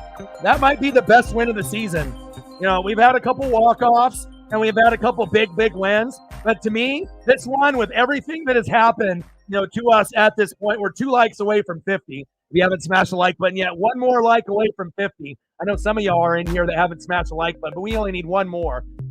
Let's get to that number. Let's get to 50 before the stream ends. And we did hit 20,400. There we go. We ended up getting 8-9 subs today. All right, we're 100 away now from 20,500. Let's go. We just hit 20,400. We gained 8-9 subs. We had a huge comeback. We got our first win with Dan. We got 50 likes. Let's go. Hell yeah. What a game, man. And I hope that this is the same type of shit that we get with the Kraken and the Seahawks, eventually the Sonics, Huskies, Cougs, whatever, Ducks, Beavers, Pacific Northwest teams. We never quit. We always fight. Sometimes, it feels like some of the players' body language where, you can tell some of the guys have checked out. But this one will be very, very special to my heart, and I will never, ever forget this win. This was a big one. Wow, unbelievable. What a moment, man. Awesome. Incredible comeback. Incredible comeback. Over 1,100 people, obviously here, tuned in to the big comeback for us.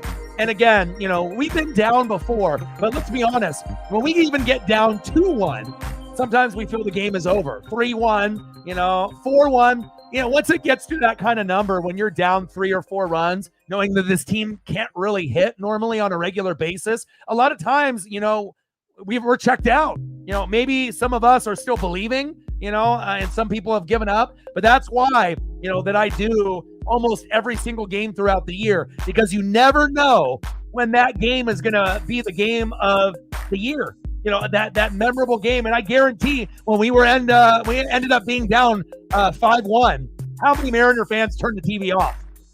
Like, realistically, you know, after everything that has happened to us in the last 3 weeks, you know, after getting our ass kicked by the Dodgers, when you get down 5-1 and it's late with a couple innings left, I guarantee that there was a good chunk of the Mariner fan base, whether it's fair weather or hardcore, that got frustrated and that said, we're really going to lose to the fucking Giants, and they turned it off.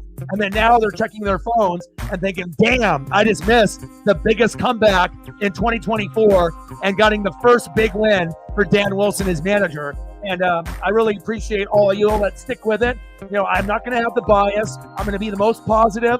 And again, the sports gods understand, you know, that not everything is going to go our way. But one thing went right today, and that was Leo Rivas, Dylan Moore, and Dan Wilson. Let's go.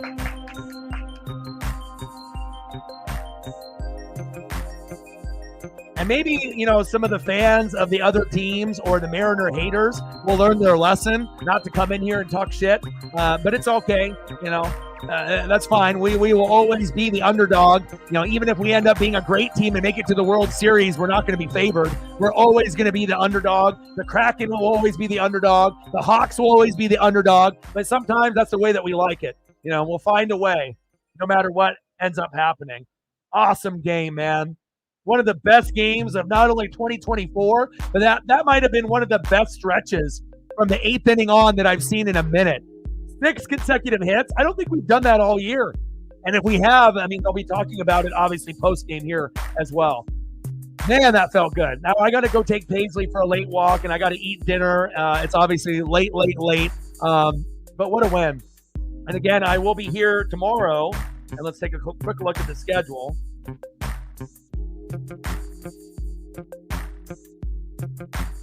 All right, so tomorrow we're going to be on early at 1 o'clock Pacific, and we got George Kirby on the mound versus Blake Snell. Let's fucking go. 2-3 record, 3.67 for Blake Snell. He's been hurt, hasn't been really the player that people thought he was going to be, and there was rumors that maybe the Mariners might be looking at him, and it's probably a good thing that we didn't get him. And then we got George Kirby on the mound, 9-9, 3.40 ERA, and having Dan Wilson on the thumb. And Lauren obviously suggested it. I was already kind of thinking of it as using the photo this morning. I didn't know if that photo would convert to make it a perfect thumbnail. It did. And let's go, Lauren. Great job, man. And again, you know, sometimes when you have a big thing like that, when you get a manager fired, why not throw him on the thumb, right? For not only a memory, but for good luck. And putting Dan Wilson on the thumb over any player ended up being the magic that the Mariners needed. Trident's up. Let's go. Hell yeah, that was sweet. All right, baby. Well, I appreciate everyone coming in to show all the love, the likes, the subs, the donos, the comments, the shares. You guys are great. Reflect, you're an MVP. Megan, everyone else, I love you. And I got one question for you. Well, you know, talk sports like us. Your boy Orion, Northwest Sports Fanatics. Final score in 10, Mariners 6, Giants 5, and I'm out. Go Mariners! Trident's up.